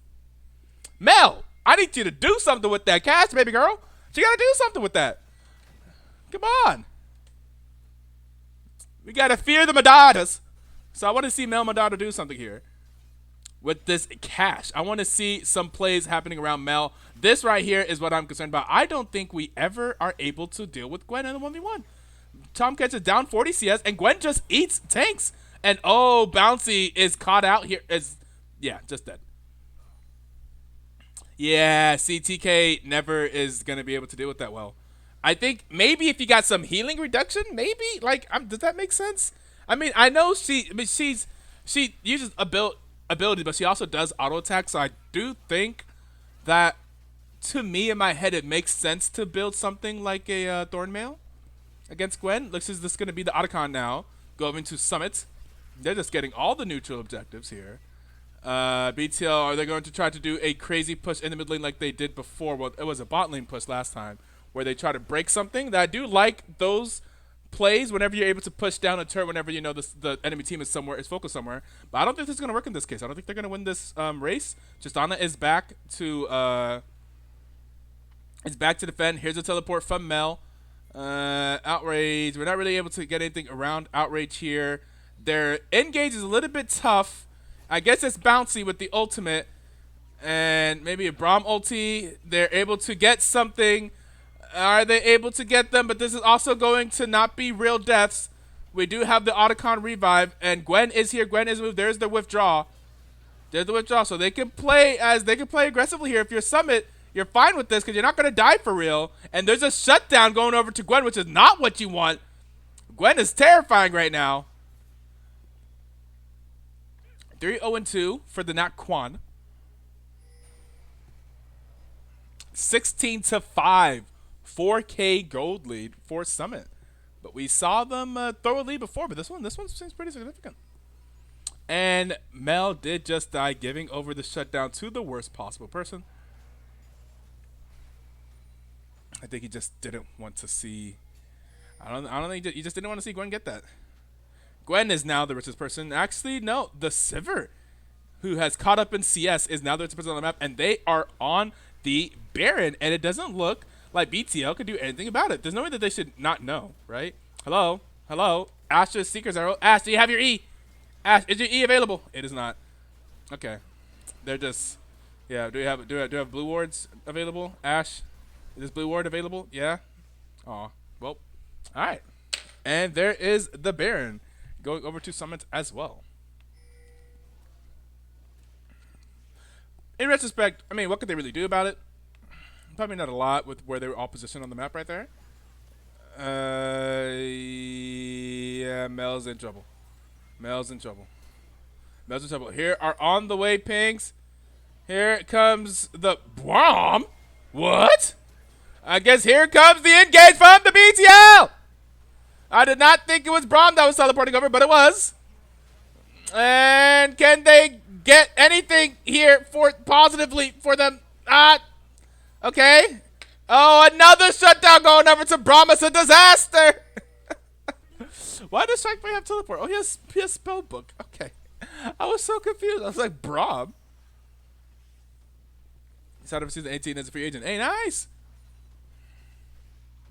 Oh. Okay. Yep. Spellbook Braum is crazy. Spellbook Braum is interesting for sure. I saw a teleport coming across the map. I did not think it was going to be Braum that was coming over. Red Rover, let Braum come over. What? And that's going to be some break basing. Break basing? Base breaking. Whoa. Okay. And they're going to be getting out of there after getting the inhibitor turret in the top lane. Now I would say Summit is completely in the driver's position right now. This is their game to lose, even more so than game number 1 was. BTL is definitely like backpedaling right now. Now what you want to see? Do they go straight onto this dragon? I have a feeling this is going to go to game 3. Basically because I have unfortunately heard my client open the game. So I'm like, oh, well, game's over in 3 minutes. And if the game's over in 3 minutes, only one team's winning this one. Yeah,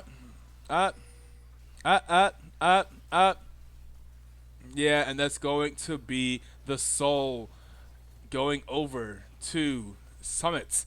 And BTL is on the run, but Summits is much faster than them. Has this got the console? Not Coach Pizza. Is this Eats Boy in the cast hyping it up? Yes. And yeah, there it goes. There they go. Down goes BTL. Double kill for the Gwen. 5-0 and 3. A double kill also for the Silver. 6-2 and 12, by the way. That's Silver. 12 assists. What? 19 assists for the Thresh. Look at this Thresh, man. This man's won 119. He's won 119. He's going crazy. Going crazy here in game number 2. Seeker also did crazy on that Poppy in game number 1. If I was to give it an MVP for the series so far, it may be the Thresh. It may be Seeker. Going absolutely bananas here. I mean, Baratel as well, of course. Well, you know, on Wukong, doing Wukong things in the early game, and then late game let the carries really take over. And this looks like this is going to be 3 inhibitors down. This definitely looks like it's going to be Summit's game number 1 and game number 2. And I feel like if you're BTL, what do you think went wrong here? How do you fix it if you are the BTL LFA management team, aka the champions from BTL season 17? What do you do? Do you feel like your draft was a problem here? Do you feel like it was execution? Did you tell something? Bouncy is 1-7 and 4. Bouncy really struggling in this game compared to Baratel 7-3 and 9. That top lane pick. I didn't like the top lane pick in the first game where we picked a Camille into Aatrox into a team that had a Poppy support. But I mean, the lane. I mean, Napquan is just one lane both times, pretty much. It is a bit rough. So what do you do about that? Do you try to draft the winning lane? Do you save that pick for last? We saved our pick for last this time. R5 was used on the mid lane. That's how we ended up with a Mel. And Mel did not a lot. Mel cleared some waves, baby. Cleared some waves. Did not do as much as Outrage was able to do on the Tristana in game number 1. I think Outrage likes to play a bit aggressive in lane. And here's going to be another engage onto the 2 that got caught out here. Here's an incredible hook. And there's a dominating. And that is 2 members of BTL down. And I think his could come with the base. They're onto Bouncy. Bouncy is dead. Now it's just random. Isaac left. They're going to take the top inhibitor as well. And this should be it. This should be it. They're on to the Nexus Towers. There's one Nexus Tower that's going to explode. Isaac is going to go in there with the knockup. Isaac is just going to get taken down. And that's going to be game number 2 going over to Summit. Well, we have ourselves a series now, don't we? Is this time for the strokes? For the silver scrapes? I said the strokes. That is crazy. Pause on that. That is crazy. That is That is crazy. But in game number 2, we're gonna look at the damage charts here, and yeah, Sivir actually did so much. I didn't even realize this was happening. Oh my god. Sivir was ripping through him. 3 items Sivir. Who was talking about it? Someone was talking about it. Sivir doing 42,000 damage in the game. It's actually 29,000. So Mel did do something in those team fights, but did not get a lot of kills for it. So it didn't really feel like it. And then the most damage after that is going to see the 24,000 up there in the top lane. Look, the 24,000 looks small here because of 42,000 from Sivir. Sivir doing absolute work there when you actually look at the damage charts. Even though I feel like these hooks from Thresh, 2-1 and 22 on the Thresh is insane. Absolutely insane. And the 5-0 and 6 on the Gwen in the top lane, also very much so insane. So fantastic, just individual also play there from Summit Esports. We'll see what happens here in game number 3. The strokes. Last night she said, "Oof, baby, I feel so down, bro." I wish we had a series, local man. What do you mean you wish you had a series? Who were you? Did you guys not have a series? What happened? Thank you for the follows, y'all. All right, so let's get ready for game number 3. We'll put some. I'll put this on, I guess. Yeah, so that seems fine. And game number 3 coming up.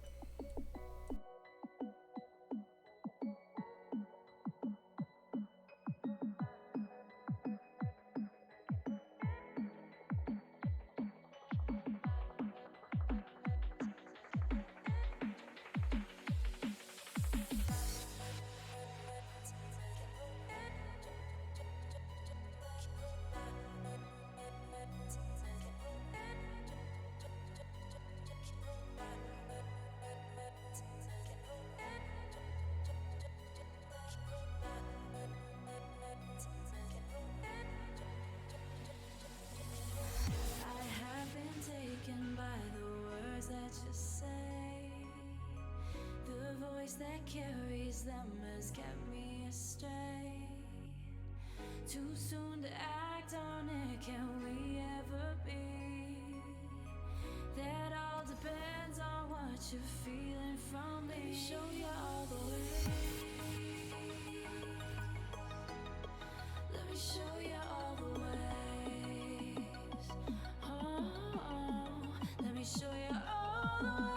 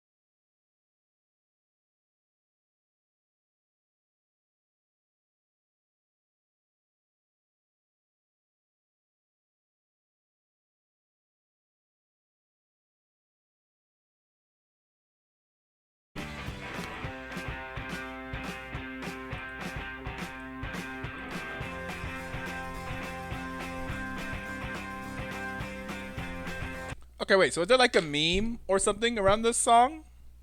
I was in PE as a sophomore. That's crazy. That's crazy. Or is it just like it's just a song by the show? It's called Last Night. Is there something else beyond that I'm getting, or is it just like it's a song that I should just know the song? This ain't my genre typically. It's a good song. It's dope. I feel like I'm missing something.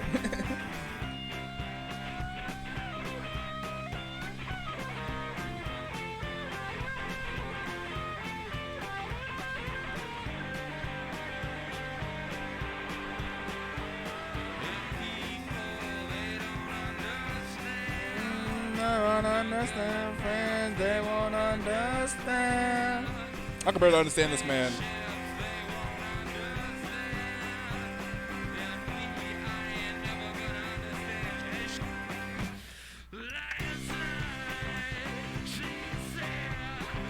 Baby, I feel so down.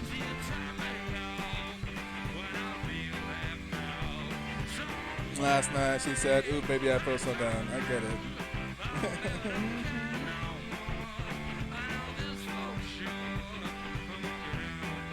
This felt like this could have been like some type of show or something.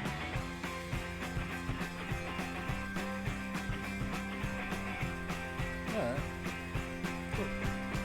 Well, we're definitely gonna get copyright striked for that, so hopefully we can just remove that from the VOD. By the way, I'm supposed to make a post about this or something like that. It was on Madden or Baseball one year. Okay, cool. I was making a post about it, but if you are looking for our recent VODs on this channel, you may realize that, oh my god, they're not there. Please do not come messing me saying, Ito, the VODs! Ito, the VODs! They're not getting saved. We need to publish the VODs. The VODs are being deleted. Yes, that is correct. The VODs are actively being deleted because we can't keep them on Twitch anymore. Twitch told us that for all highlighted VODs or highlighted content on your channel, they will only allow you 100 hours of video content saved on Twitch. We have casually over 900 hours of VODs on this channel that we are having to slowly transition over to YouTube before April. So it's hopefully not that slow. This stream brought to you by The Strokes, raising funds for their aging backs. Yeah. So we are slowly transitioning all of our VODs to YouTube, to our YouTube channel. Go follow us at... I actually don't even... What's the channel? Is it just Black Twitch League? I hope there's probably multiple Black Twitch Leagues on YouTube, actually. Yeah, the first one gets you to the wrong one. You need the one that has the logo that you see. We're gonna have... It's at Black Twitch League. We will eventually... Maybe I should put like a little thing down there. Can I put that as a social thing on my channel? Can I just like link to the YouTube? I feel like that should be possible, right? Let's see. Can I just find it right now? Settings. Display name. Disable your account. That'd be hilarious if I accidentally click that shit. Update. Display name. Channel and videos. No. Stream. Brand. Video player brand. God damn, there's so much stuff. I just want to put the little thing next to the... Oh my goodness.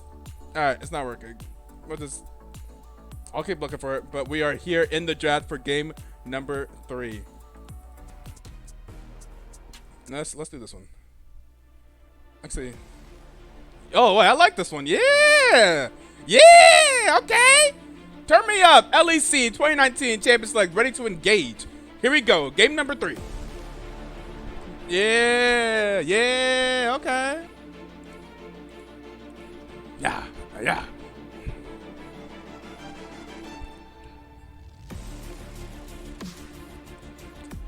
I believe this setting must exist somewhere. I'm gonna find it.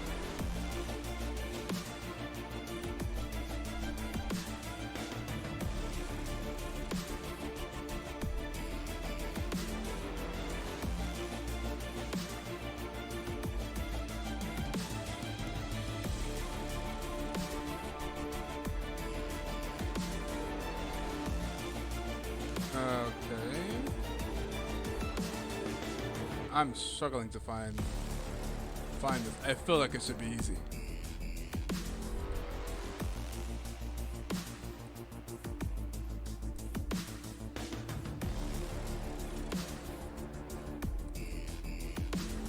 Connections. Okay, my YouTube's already connected.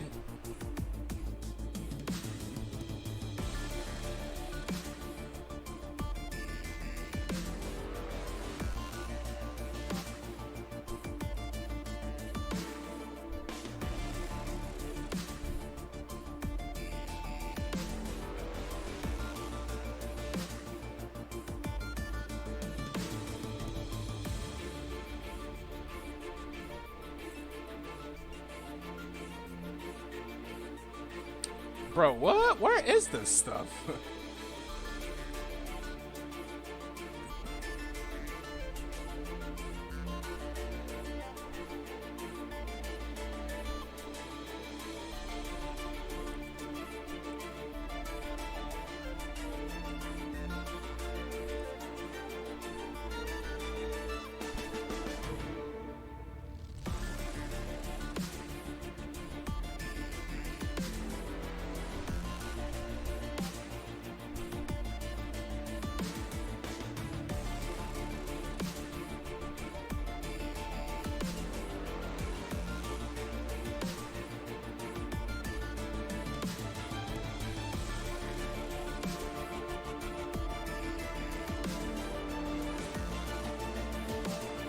Oh wait, we have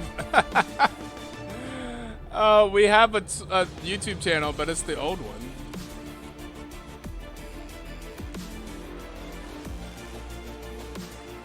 Dang, this makes me so sad, man. The good old days, bro.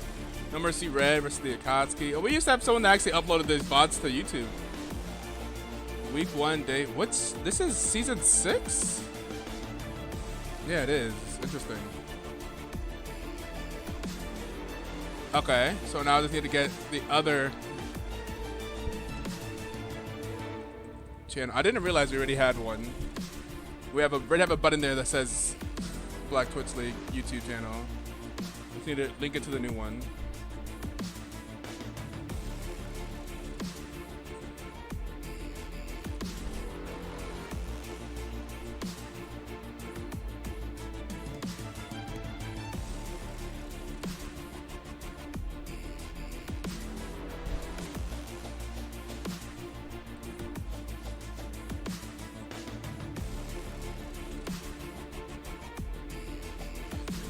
Don't mind me. I'll talk about the draft later.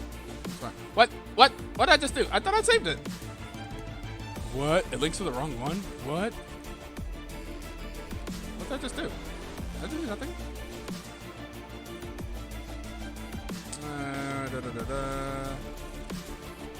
It links to this. Okay.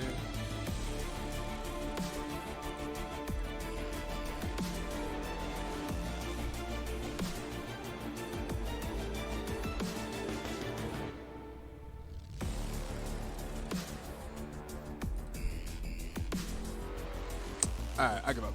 I give up. It's fine. It's fine. Oh, why'd I do that? Alright.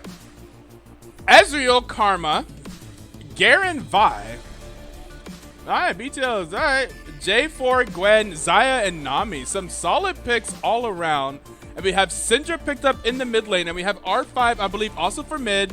For BTL, what would they pick into the Syndra? Is it Garen time, baby? That used to be one of the classic counters. Not Garen, I meant Galio.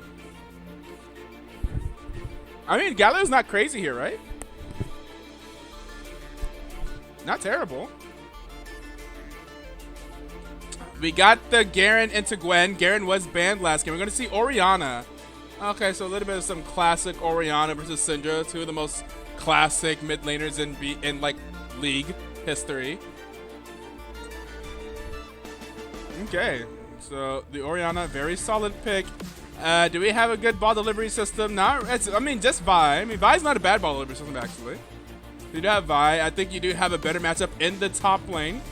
If that was something that you were concerned about, then we do have a better matchup in the top lane in terms of champions. And we have Bouncy on the Vi. Mid lane we have Orianna. This is Center. Okay. A little bit more well-rounded, I would say.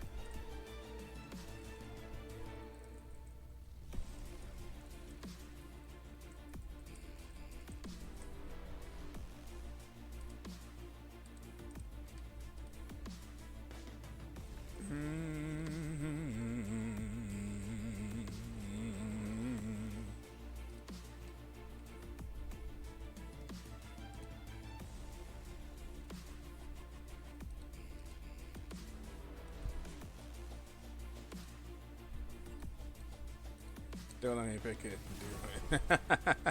The Shaco was not banned, and the Shaco was also not picked. Let me get a different Champs like song for this screen here. Can we do this one? Yeah, I like this one. Dun, dun, dun, dun. I say that like I didn't handpick all the ones that are in this playlist. Oh, I like this. Oh, really? Big surprise. I wonder why that would be.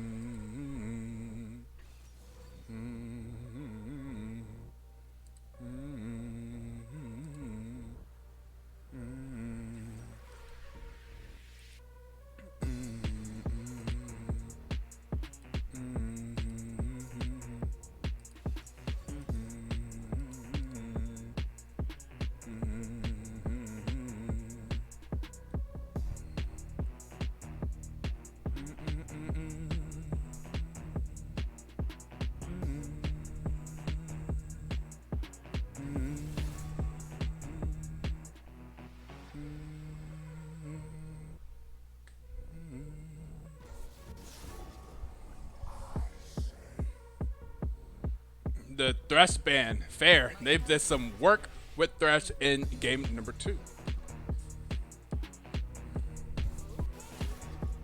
It's time to realize how hungry I am, folks. This will be the last game of the night either way, though. We got ourselves a banger of a series.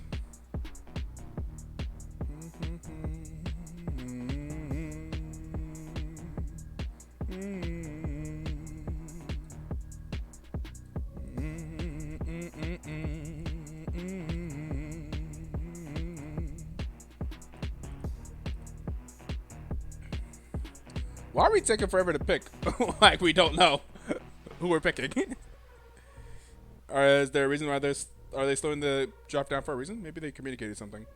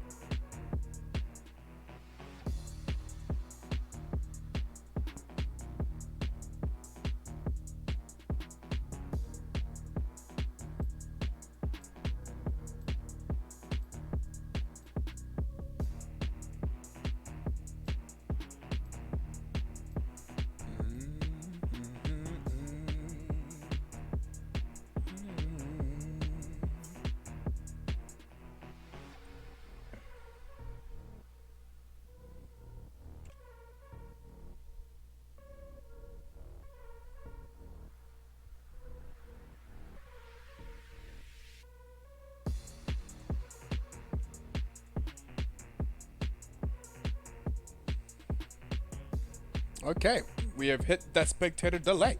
That means I'm gonna hit you guys with that 1 minute advertisement so you can make us money. Not really though. It's not why we do it.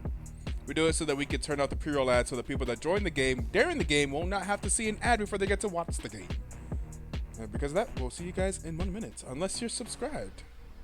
In that case, that would be just you giving us money. So, appreciate it if you do.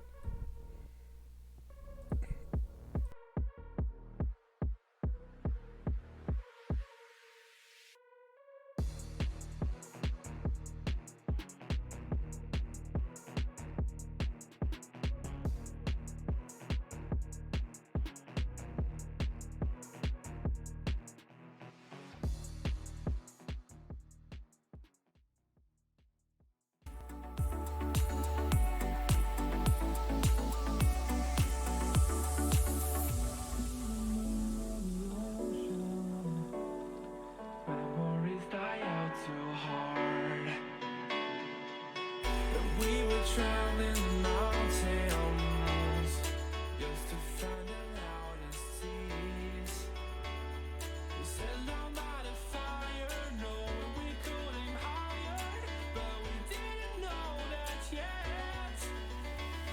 So if you want to Am I saying this correctly? Why are we at 30 viewers right now? Where y'all coming from? On this random Tuesday afternoon. What's happening?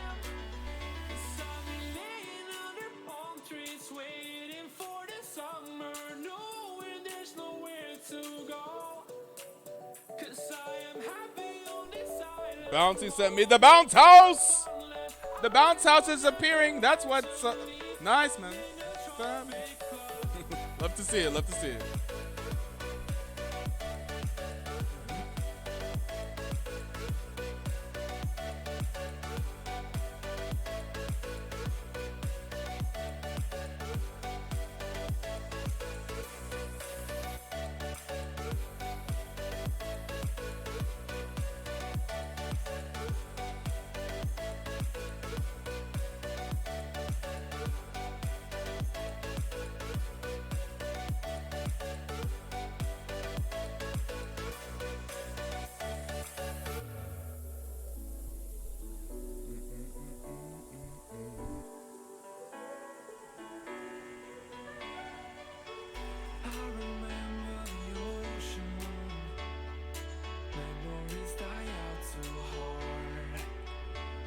All right, we should be getting ready here to start. Do I have my dots in the right spot?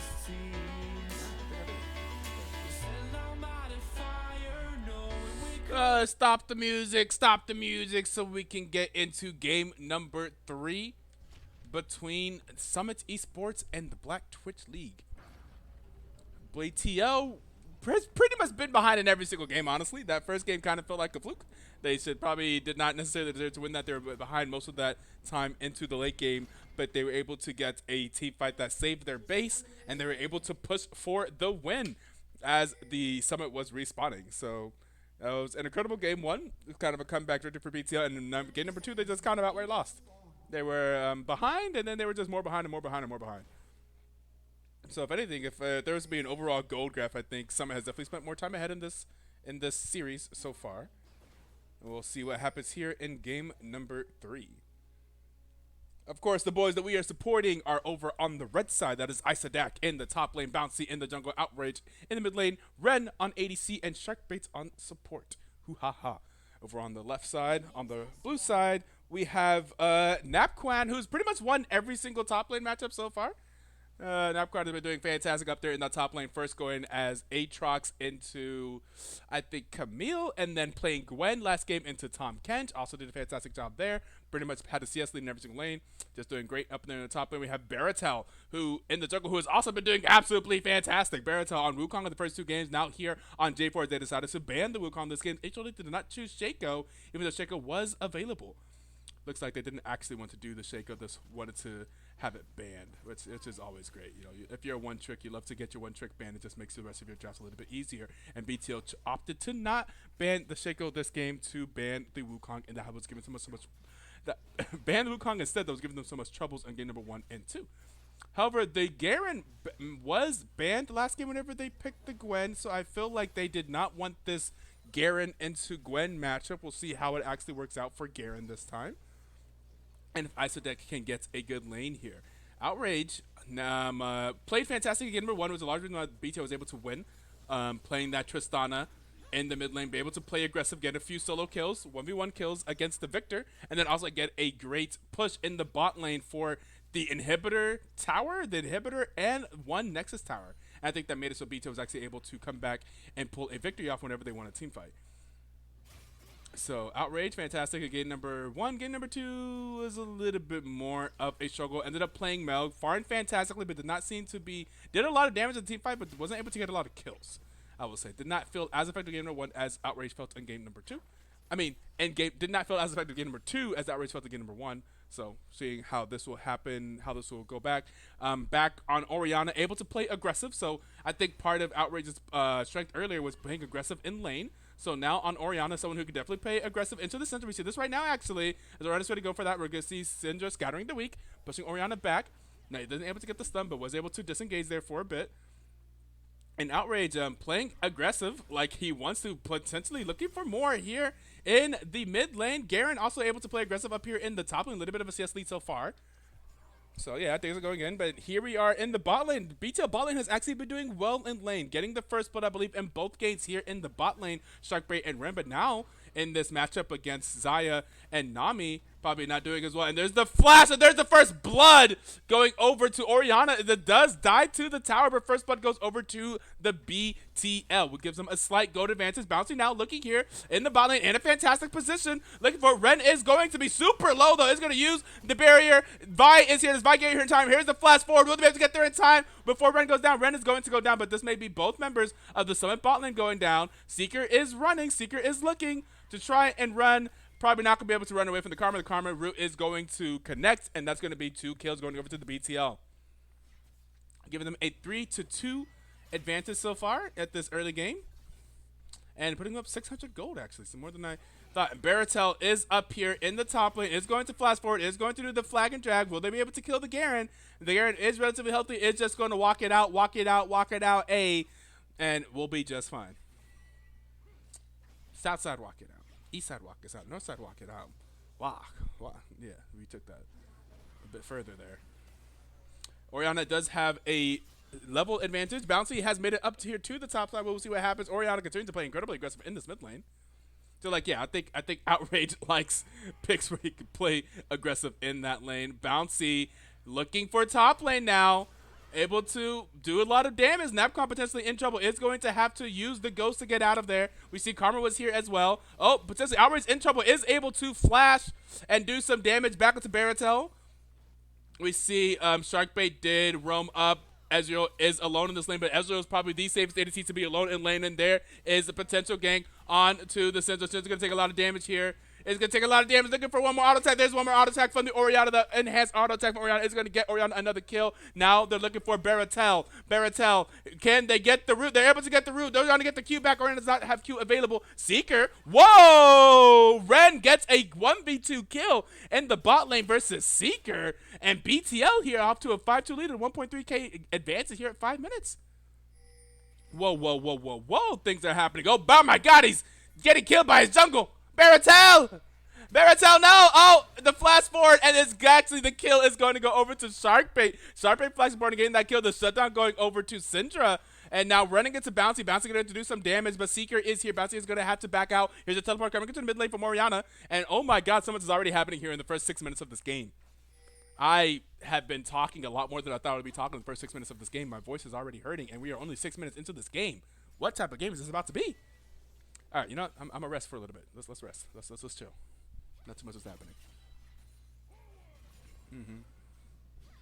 Yep. Demacia. Yep. Yeah. Okay. A dragon for BTL. Didn't even see that happening. Nice. Oh. Outrage is going to, and there is the, oh my God, so much damage being done to Syndra's definitely struggling here, trying to get the kill onto Orianna. It's not going to work. Bouncy now in a 1v1, not really 1v1. There is the shield from Orianna against Baratel, and the Orianna now is 2-1 in the mid lane. BTL really rolling here in this early game so far. A 7-3 advantage. I believe this is probably the best early game BTL has. I think this is definitely actually the best early game BTL has had so far in the series. Okay. And definitely the best lane Isodak has had this series so far as well. That Garen into the Gwen does feel much more comfortable.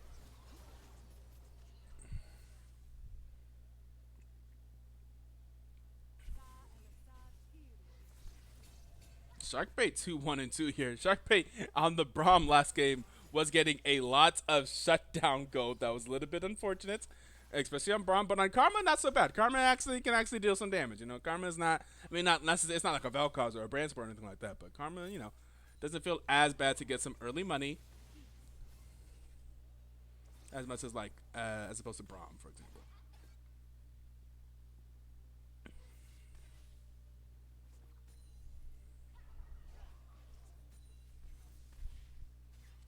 There's a dragon spawning in 20 seconds. Am I seeing that correctly? Maybe that's not a dragon. That's not a dragon. What is that? What is this? Blue Sentinel. What? Why? What? Why is there so many timers over here? I did not realize that. I did not know we had a Blue Sentinel East timer. Since when has that been in the Spectate client? There's no way that's always been there. There's no way that's always been there, right? Has that always been there? We see Gwen going onto Garen there. Yeah, Garen not loving that part there. That part did feel a bit uncomfortable for Garen. We use his Perseverance to get some HP back. Is that the name of the passive? I'd feel so dope if that was the name of the passive. Oh, baby, Perseverance. Let's go.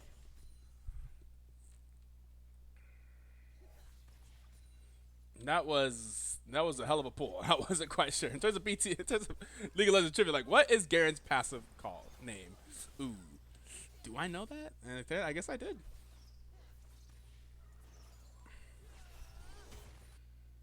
Y'all ever think about how much random League of Legends trivia you have, knowledge you have, because you've been playing this game for years, and just happen to know these things? Why do I know the name of Garen's passive? I hardly played that champion, like ever. Maybe just a couple times. I just like read it enough times, I guess. I just happen to know it. Ain't that crazy? That's crazy. It's crazy to me. Oh God, Garen's actually getting cut up there. Snip, snip. I don't know. Is that the name of? There's no way that's the name of. That's not the name of the Q's. Not snip snip, is it?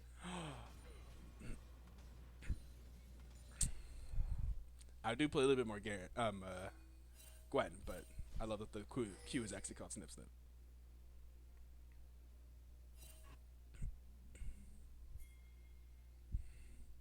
There are some grubs to be had. There has been no grubs had so far this game. So it'd be nice to grab the first grubs here. A lot of people are here. 4 people are here. BTL is going to jump onto 1. There's the ultimate onto Napquan. The Gwen is going to get Garen. Ulti the Gwen is down. That is 1 kill. That should give them a little bit of an advantage if they want to go for the grubs now. BTL should be able to get the grubs now solidly for free. Yep, after that pick, they are going to have to back off. A well-played early game here from BTL. Good rotations. Getting to the spot first.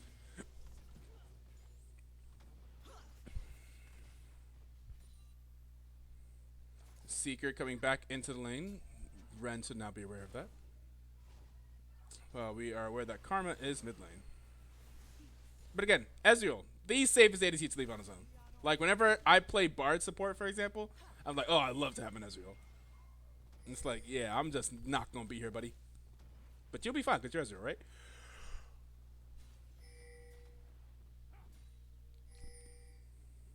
Okay. Laying in a good spot for Garen here. Garen chilling. Oh, it's not going to stay in a good spot. I see it's a T-Mat, so that one will stay like that forever. But for now. Okay.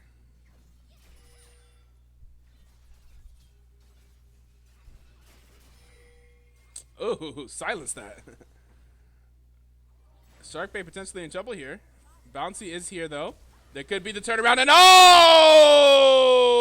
The shockwave, and then going for more as well. Onto strategy time. Bouncy. Sharkbait's going to get low here. Now it's Outrage. Ooh, Outrage doing a lot of damage. Common Cruisers taking a lot of damage. There's the ultimate from Zion. Not going to be enough. There's going to be a Rampage from Outrage. At 11-4 for BTL. Up 4K here. 5-1-2 on the Orianna. 2-0-4 on the Jungler. If you both your Vi and your Orianna are ahead, that's very, very scary for the enemy team. Skenemy. I was trying to say scary and enemy at the same time. Ooh! My God. Orianna ahead hurts, yo. Orianna ahead hurts.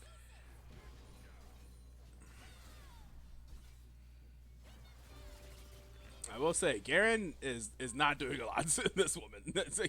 Gwen is cutting him up. Why'd they ban this? Gwen seems fine. I mean, it's 1-0. It makes, I mean, I guess Garen's doing okay. He has perseverance. He's fine. If he's not dead, he's fine.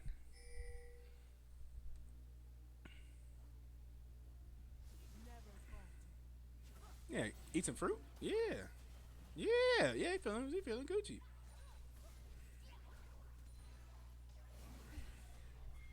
Sharkbait potentially in trouble. There are a lot of people up here.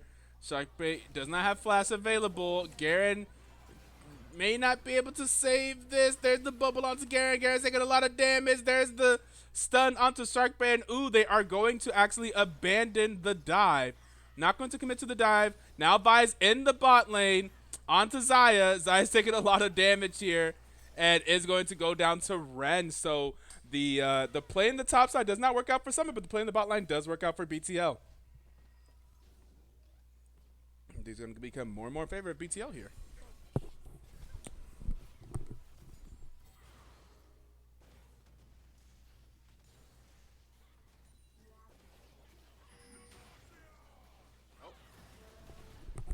Oh, and Outrage is going to get shut down by J4. Baratel making an appearance in the mid lane. Saying, I'm not just going to let you get ahead like this. Not going to let you get away with this. There is a price to pay for being 5-1 and pushed up.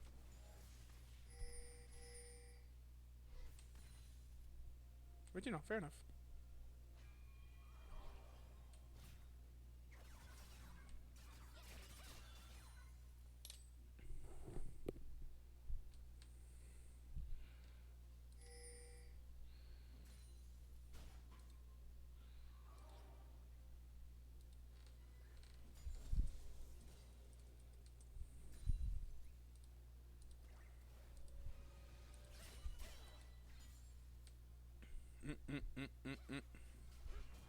Okay.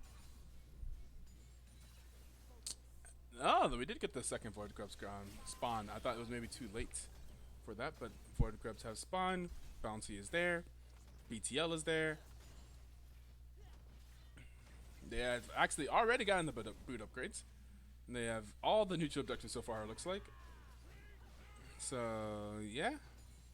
Yeah, solid. They have a gold lead, a kill lead, an objective lead. It's a pretty solid early game so far for BTO.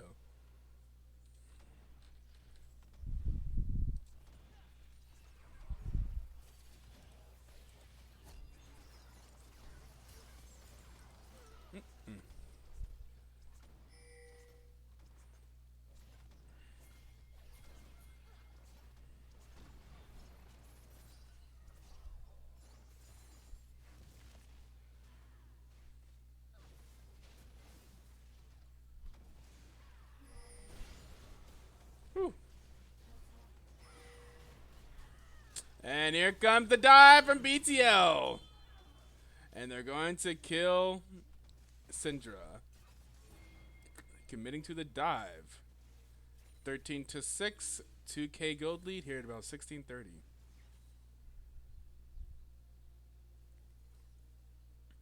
Six kills would be like, what, 1,800? To get like 300 to kill.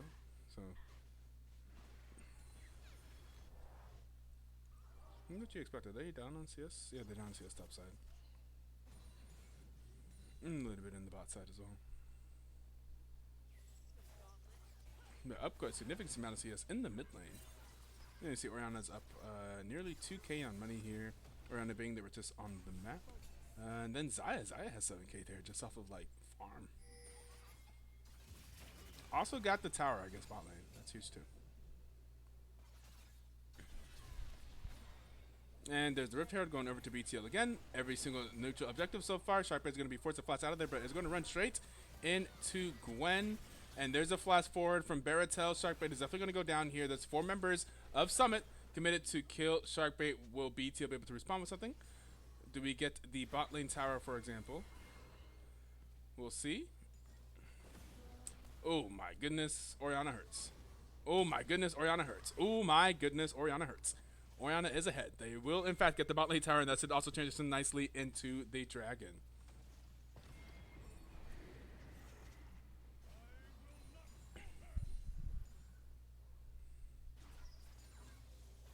There is a push in the mid lane.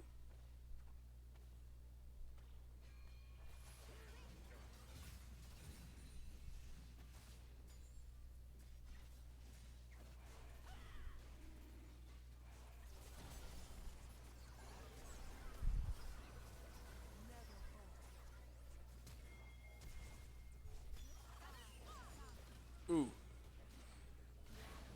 And it's going to go down. Outrage once again pushing in the bot lane. We'll be able to... Oh my god! Oh my god! Disgusting!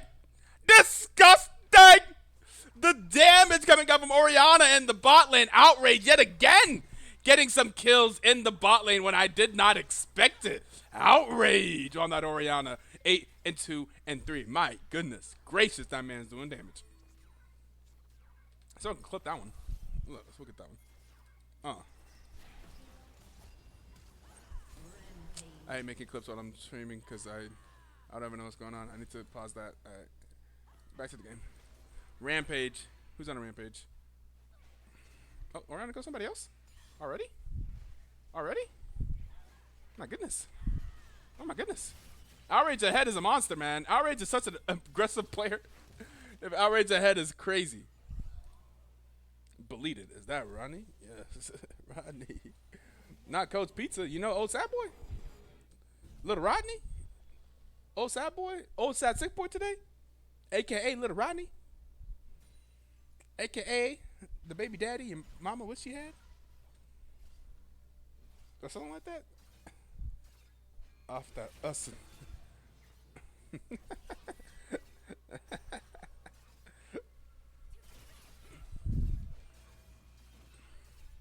Medicine.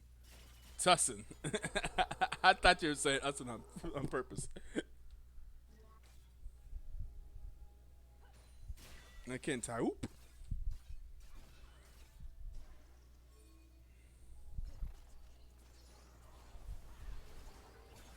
Ooh, ooh, ooh, ooh, ooh. About to potentially in trouble here. Zaya has been the bright spot so far for... Oh my god! Oh god! Oh my goodness! The Oriana's doing so much damage! These items hurt! Beleted. These items hurt! My goodness! I mean, whew, this is getting silly. I was just in the middle of, I was trying to say Zaya has been the one bright spot for Summit this game. Zaya was 4 and 4 at the time. Has been doing a lot of damage. Has like the most gold, I believe, on Summit. Yes, at 8.8k. But if that's the most gold on Summit, then Oriana's 3k ahead of that. Almost 3k ahead of that. So yeah, Oriana's yeah.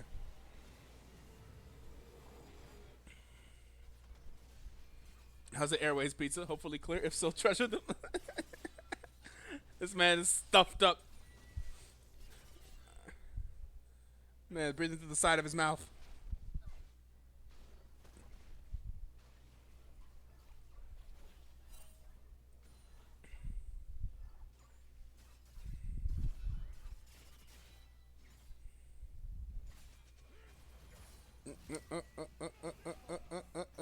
Oh, but the J4 is here doing a lot of damage to Sharkbait. Sharkbait just came up here to die, it seems. Yeah, tragic. But they should be able to get that top lane tower now. Looks like Summit is going to go for the top lane tower. I said that you gotta run. You gotta run from there. You gotta run. You gotta leave. You gotta leave. I think they're going for it. Yeah. Decides to leave now. Sees the writing on the wall that tower is going to die. You know, I don't think BTO can rotate over to it in time. They're going to try to get there, but the tower is gone. The tower is definitely 100% guaranteed gone. They're just gonna back out. Yeah. I think. I mean, there wasn't a lot on the map for them to do.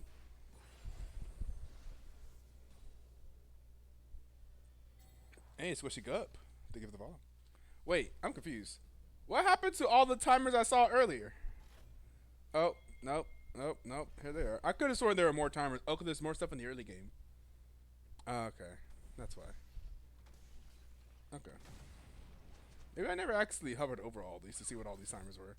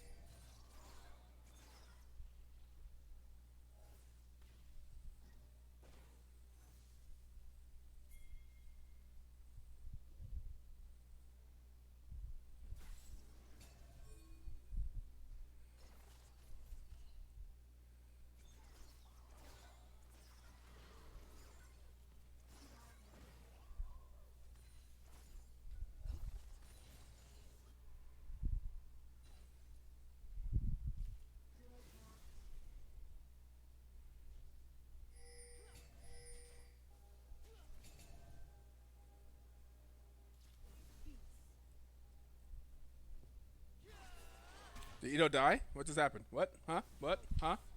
What? What happened? Can you not hear me anymore? Or was I just being weirdly quiet? Because I was just sitting here staring at the screen without talking. Is that what happened? I need a little break. I took a little break. It was quiet for like 2 minutes. Yeah, I took a little break. I was confused. That's understandable. That's fair. Nothing really, not the craziest thing's been happening.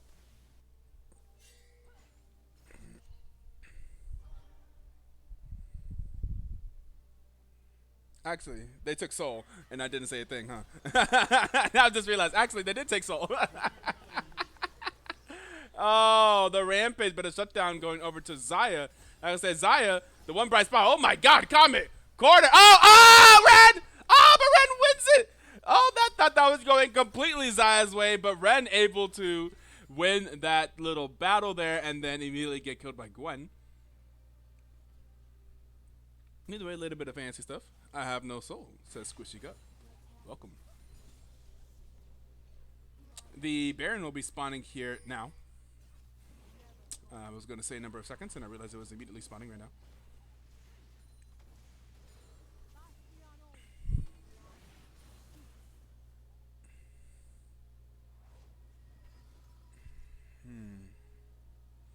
Okay, we'll see if BTO is able to secure some vision around the Baron. See Baruto grabbing some vision there in the bottom jungle. And okay. It's a good first step to grabbing some vision, taking out that Scuttle Crab.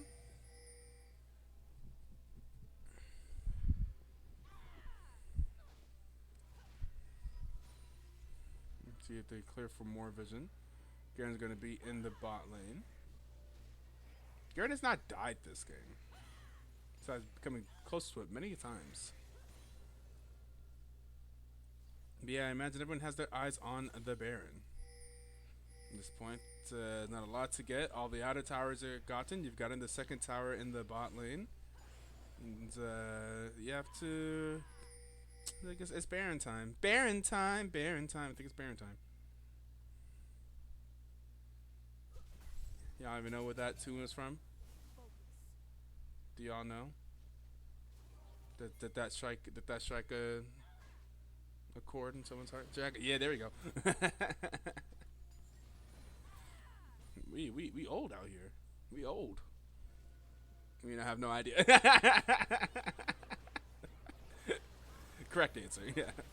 Oh, Bouncy is gonna have to flash out. Is gonna be taking a lot of damage. Summit looking for a pick here. Ezra doing a lot of damage. There's a flash forward on the Sharkbait. Sharkbait could be the pick, and they are going after him, and Sharkbait will go down. Ooh, ha, ha. But can they stop the ports in the meantime? That does not lead to the Baron. There's some recalls as they do have to respond to Garen. Garen is able to take a turret, is looking for more. It is Syndra. So I don't think Syndra's going to be able to stop Garen from taking this. I think Garen takes this. Yeah. And Syndra gets too close, Syndra will die, I think.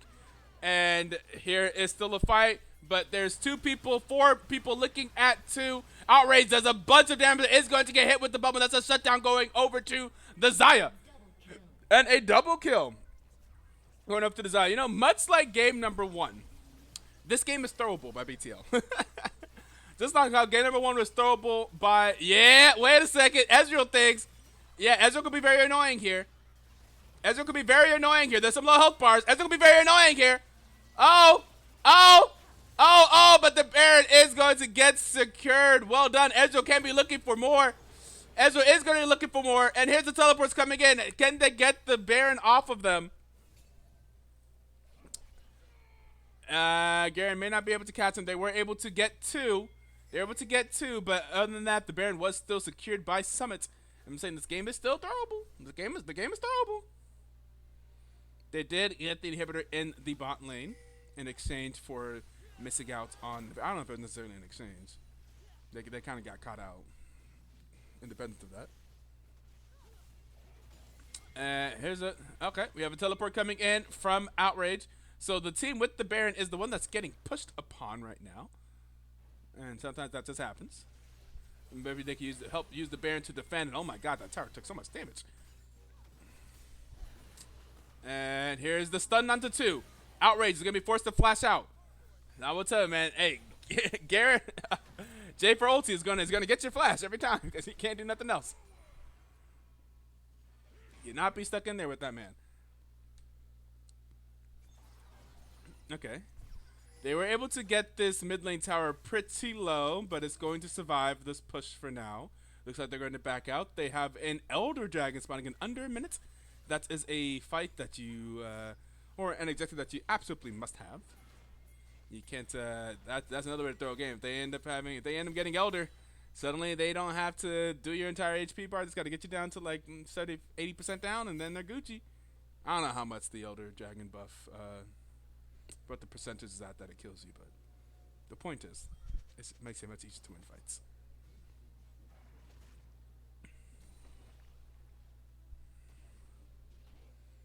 We're going to see some posture, I imagine, around the Elder. On the way, pigs. Will they just go for the push? So this could be interesting. We've seen this before. We've actually seen something very similar to this before, specifically from Undefiance. Do they just leave one to poke around Elder while the rest of the team pushes for the base? Because if they can get a wave up mid, but luckily, I mean, Syndra's catching the wave mid, which I think is smart for Summit. But if they can get a wave up mid, they can push for a lot. And Garen is still pushing top. Garen does not have teleport, and there is their ultimate on to Syndra. Syndra is gone. Syndra's gone, and that is the power of Vi. If Vi is able to get an ultimate out to anyone, you can just destroy them. And meanwhile, Garen is topside. This could lead into the Elder Dragon as well. Garen is taking the towers topside. Garen is doing split pusher things, and 3 people are here to respond to Garen, so that means guaranteed Elder for BTL. Does Garen still get away? No way. Is this man getting away? Is this man living? Oh, okay. All right. He didn't necessarily live, but hey, they got the Elder, and he got another inhibitor tower. The inhibitor tower mid is also very low. This could be another inhibitor tower going over to BTL. This is kind of, oh. Okay, doesn't matter. They just need to do the boop boop. All right, and the inhibitor tower is down. Vi is on the way. And Karma is on the way as well. This could be looking to be a second inhibitor for BTL. They're looking for 2. They could potentially go for 3 now. On the top side, the inhibitor's already low because of the work that Garen did before going down. That's going to be 3 inhibitors down with the Elder Dragon as well. This poke from Ezreal is going to be very scary with the Elder available. Also, the potential burst from the Orianna, also very scary. People could just blow up. You got to pay attention to where the Orianna ball is at. Don't get hit with the crazy shockwave. The shockwave is currently on cooldown, but is getting close to being back up. Yeah, and Garrett is teleporting here into the base. BTL is looking for the end. The shockwave should be available. Where is it going to be? Oriana's still looking for it. The ball, pay attention to the ball. I've already lost track of the ball. I have no idea where the ball is. But shockwave is still available. Outrage in the bottom right. They are taking the inhibitor towers. They're taking the Nexus towers. Sorry, those are the Nexus towers. There's a flash out. Sharkbait is going to go down, but so is J4. And what? There's the ultimate from Oriana. She sombreroed it. What? The ultimate didn't do anything. They need to kill that Gwen. The Gwen's scary. Gwen's scary. Oh, Elder. Elder things. Elder things. And there is an open Nexus. This looks like this is going to be the 2-1 victory for Black Twitch League. And they win the series 2-1. They're on the sombrero. Said, I don't need no ulti to win this game. Right? Mission accomplished. And there's the 2-1 victory for BTL. What a series. What a series. GG's to Summit Esports. And now we're going to get a little bit of a post-game client here. Hold up. Let me find what's it I was going to get. Let's put some more music on. Oh, wait. Do we have the victory? Yeah, there we go. Look, see. Yeah. So, if you look at the damage charts here, no surprise, Oriana did the most damage in the game. This Oriana was doing absolutely bonkers damage. The next most damage in the game was actually the Xayah. Also, no surprise, Xayah was doing very well there in game number 3. Let's see if we can get someone from the BTL LFA team here in the chat. There we go. Let's see.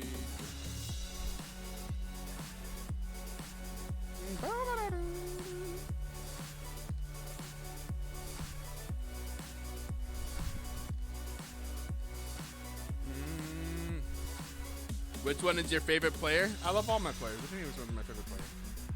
No such thing. In this game, it was Outrage.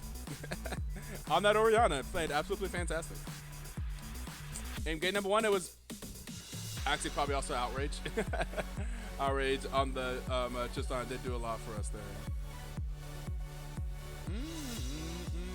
And are my joined here in the booth by Bouncy.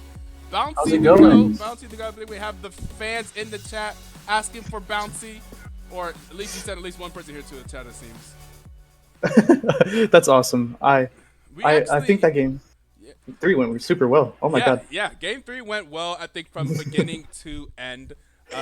As opposed to literally every other game in that series. As opposed to literally every other game we've played. Yeah. Game 1 of that was a struggle. We pulled it through. Yeah, you did pull it through. Incredible gameplay. Honestly, typically what we do in BTL, because you said you're interested in typically do some content for BTL, so you tells you something that we do. And so first of all we stream every match, right? Mm-hmm. And then something else that we do is we typically try, if we have the time, if we're not time constrained by the next match starting, we typically try to do a little bit of an interview to the what the casters deem to be the MVP of the series. So we grab the MVP, we drag them to the channel, we give some type of interview, ask them stuff like, what do you think went well, what do you think went wrong, shout out to the people to have to shout out. And you got to get Outrage in here. Yeah, that Outrage guy. Yeah. Oh my god. Yeah, I will say, though I am talking to you, because like you mentioned, I would say if I was to give an MVP for the series, I think it definitely would be Outrage. My MVP for this series is Outrage, and I've played in it. Yeah, that's fair. That's fair. Summit says the guy from Summit. Let's see, what was his name in the chat here? Oh god, I was just talking. Gamer Destroyer. Oh, Gamer D is awesome. Yeah. Gamer D. Mm-hmm. Gamer D. Outrage for president. Yeah, Gamer D mentioned that it was a Bouncy fan, that you came from Summit to the LFA. So I guess you know the Summit guys pretty well, I'd imagine. Yeah, Baratel is like one of my closest homies. I know Comic Cruiser and I know Seeker. They all are from over there. I played with Comic Cruiser a lot, so I kind of knew what this guy was doing going into it. Okay. And Seeker is kind of a wild card. Either they are just perma winning or perma losing. No flame to them. In game 1 and game 2, if someone was to win this series, I was going to give the MVP to Seeker. I think Yeah. Poppy was ridiculously huge, and I think the Thresh was killing you. I think Thresh Yeah. destroyed you. I think Thresh was hooking you left and right. I think the more that I like, while I was looking in draft game 2 specifically, I was like, oh man, Volibear's good here. I can frontline. I can really do something for my team. Yeah. Then I got into the game. I pressed W on somebody. Oh, it's a Sivir E. I press Yeah. W on someone. Oh, it's a Thresh W. Yeah. I press W on Tristana. Oh, it's a Tristana W. I press W on the Wukong. Oh, it's a Wukong W. Yeah. And I never could ever heal, so my whole front line, like our whole front line, shattered. And I also think our team like falls apart if I'm not playing engage, like primary engage. Yeah. So Volibear is more of like a secondary engage. So if I'm on something to follow up the engage to add more to it rather than something to start it, we fall off. I feel like our ranking gets a lot lower if I'm not doing something to set us up. And game 3 specifically, they drafted very well, honestly, because I was looking for that J4. Our whole setup, we were talking with our coaches. Yeah. Red Strike and UBC, shout out to them. Hey, shout out to the BTL Season 17 champions. True. We were looking just to play something like J4 into the Ezreal. Ezreal was locked in. This guy's Ren is also, I will say, Ren played really, really well. I'll shout him out too. He played super well, and so did our top laner Garen. Ren got a He showed kill up. in bot lane while in lane 1v2, if I remember correctly.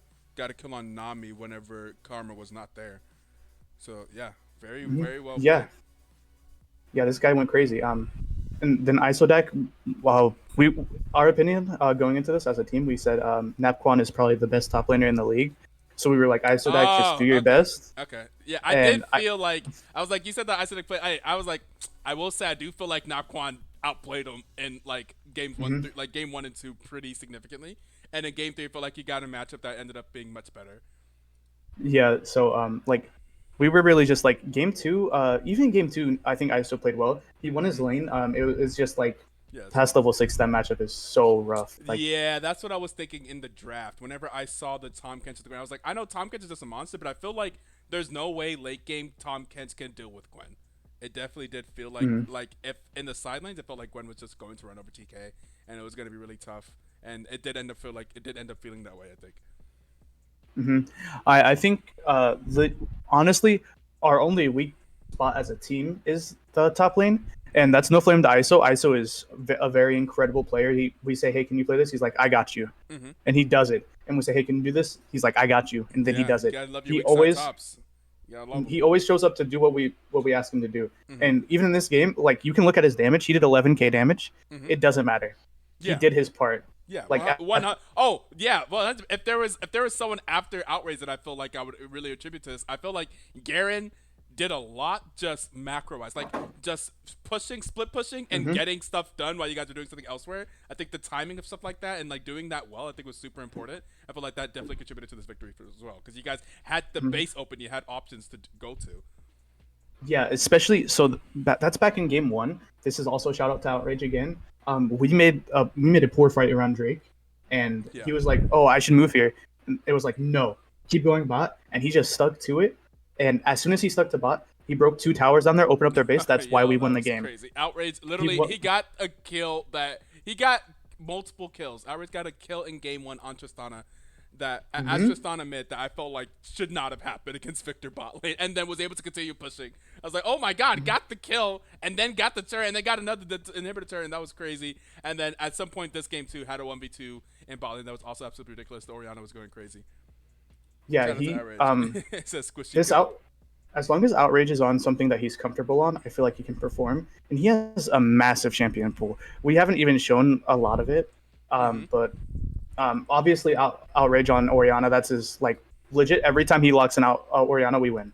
We've lost one game when he's playing Orianna, one singular game, and that was in week 1 when we had no like no real like synergy. So like now that we're a little bit more used to each other, and even like this week we're still trying to figure out how to play with Rin, and I would say it's working out, honestly.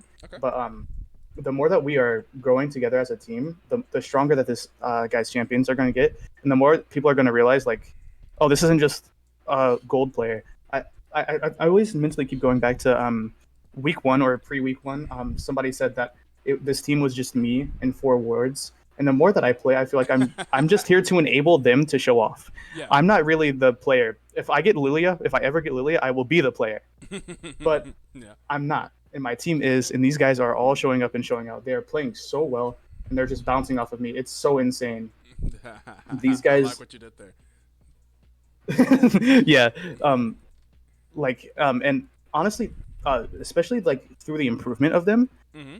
from when we started, these players will be rated 10 times higher than they were at the start of the season. Like if they all stay in this division where they can play again, because I feel like if they lock in and play solo queue, some of them will at least hit diamond. Mm-hmm. If they lock in and play here, and they like just keep going on the trend that they're going on, shark bait is probably the most improved. Shark bait has always that guy has a pen and a pad. He is studying everything. I love that. Legit in the legit in the middle of our game today, he was like, "Oh, this person dodges up," and Okay. then like he just like downloads these things into his head. He's like, "Oh, you're dodging up. I'm aiming up now because you dodge up," and then he starts hitting every single ability because he knows how they're doing. That's good He stuff. like knows where they're moving. This guy has a pin and a pad, and he is at it. Outrage I think this guy just was very uncomfortable at 1st. Mhm. And we can't ever really scrim with him, which is unfortunate because he lives in PST. Ah, The only okay. times that we ever can Yeah. really play together is show matches, Yeah. and it just doesn't matter. This guy just he was playing ADC today. He was playing ADC today Yeah, and played true. ADC all the way up until this, which might have been the reason for the Tristana. That was all him. But Oh, okay. like genuinely, like he just was like, oh, I guess it doesn't matter if I practice. I'm just gonna do my thing. And also, I'm just going bottom to top now. I think Rin has been a huge fit for our team. Before we had Frisky, and Frisky was good, but the way Frisky played was through like solo carry, like Jinx, MF type champions. Okay. While Rin, if we need to do something else on the map, Rin can set himself up to be able to be the weak side of it. Break silence. Like this Ezreal champion, he was weak sided this game, Yeah, yeah, and it was for he sure. he came out with the 1v2. Like even if I ganked him level 4, I think that I'm just gonna keep doing that, honestly. Like No, I know. that- Don't get all those. Don't give out all the strategies now. We got enemies potentially watching. Most likely. I don't care if they are. okay. I don't care if they are because it was something specific to that team. They just warded the tri-bush every time, and the way that you're supposed to clear that, I don't think anybody has shown Baratel how to clear this way. But the way that watching Ogren and players at way higher ranks, they clear all of their 4 neutral camps, and then they do their last buff. So like throughout all, I was on red side all 3 games, so my pathing every single game was red buff, Krugs, Raptors, Wolves, Gromp, and then blue buff. I did blue buff last, and that makes me not have to walk through that tri-bush. They were always warding forward into the tri-bush, so they never saw me, ever. And every single time I could just walk up behind them, and if I was playing a champion with any form of CC, it's just over for them instantly. I see. So I feel like people need. I honestly want to talk to Baratel myself and be like, hey, clear like this. It'll make a lot more things open up to you, because like I said, Baratel is a really close friend of mine. Okay. And Baratel, and until this last game, I think was potentially outplaying you in games 1 and 2. Baratel Oh my God, yeah. I'm like, I- no shade, but Baratel, I was like, whoa, this guy is playing fantastic. He was going crazy on Wukong. So it was Yeah, a and good that's why we ban. banned it out game Yeah, 3. yeah. It's a good ban. He wasn't even playing Shaco. We were Yeah. just like scared of him being on comfort, but it turns out that Wukong is his comfort. Apparently, he's insane at that champion. Yeah. Shout out to Baratel. But 100% He got solid. rated very poorly. 1 cost, by the way. Really? Yeah, That's kind of crazy. That's kind of crazy, actually. That's very crazy because it played incredible this series. So shout out absolutely. To Summit. Shout out to Summit. Yeah, those guys are all cool over shout there. out to Summit. They are in the they drop in the standings even further here, but I think they were fantastic. I think they're 1-4 coming into this. Yeah. I think they're leaving 1 and 5, which is unfortunate, but like it happens. Yeah, yeah. I think they can bounce back, especially with Comet Cruiser. Their 1 win is with Comet Cruiser, and once again, this guy, even if he was like going didn't, crazy in that last, I was like, if there's have any chance, it's going to be the Saya that goes crazy. and so fortunately, like that last fight that we did, we were gonna win it anyways. We had Elder, But I found like such a good angle onto him that I didn't have to use my ult, so he couldn't dodge it with his ult, and I just smacked him. And it was so lucky because I nobody body blocked for him. I just pressed Q between his entire team and got him. Yeah. It was so, and then he just exploded because our Oriana was like 13 kills, 12 kills, something like that. Yeah. Yeah. Oriana went crazy. All right. That was a fun series though. I'm gonna skedaddle. Yeah. Like any other shout outs, anything else you want to say? Any skedaddle? I think you did a lot of shout outs, so I think you probably covered a lot of it. But, Yeah, I think I covered all of it. Cool. I just mostly want to say Rohit is the GOAT. This guy is so Red awesome. Strike. Yeah. I was about to say, like, how have you enjoyed, like, if there's anything else, how have you enjoyed being coached by some BTL veterans? Like, has that been a cool experience for y'all? It's been a very cool experience, and it's also refreshing to have a different look into the game. They're like, hey, this is what you do correctly. This is what you do right, and you guys should play for that. And sometimes we're like, oh, but this is an unfortunate lane, and they're like, no, just play what you're good at. And then that's exactly what happened this game. Like game 2, we were trying to switch it up and play something different. This game, they're like, hey, play what you're comfortable on. And we were like, okay, we'll do it. And then we have a complete blowout in game 3. Yeah. I will say something about the people that those guys. They have so much competitive experience, and like BTL ends up being like a diamond average league. Whenever they win it like there, so they're all like D3 or something average. So it ends up being BTL ends up being super competitive. If you end up being involved in BTL this season, you'll kind of see some of the players you end up having. But so yeah, I'm glad you guys have had a good experience with that, and I definitely trust those boys. This is why I was comfortable with having this whole setup here. Yeah, those guys are awesome. I'm gonna get out of your hair. Right. It was nice saying hi. It was nice being on here. It's nice speaking to you, Ito. It's been a bit. I hope that you have a wonderful night, and I'll talk to you later. All right, man. Sounds good. Talk to you later. Bye bye. All right. Peace out. All right, guys. We're going to look for trying to maybe raid some of our friends. I see one of my friends here is streaming this repo game that I've yet to actually get into.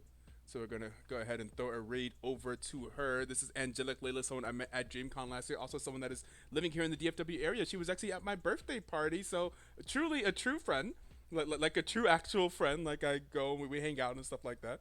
So love Layla. Go check her out. Check out her stream. And we will catch you guys with the inaugural. Our first day is actually going to be this Friday, actually, in like 4 days. So catch out for that. Be sure to check up our YouTube channel and all that. And we will catch you guys when we're next live. Peace out.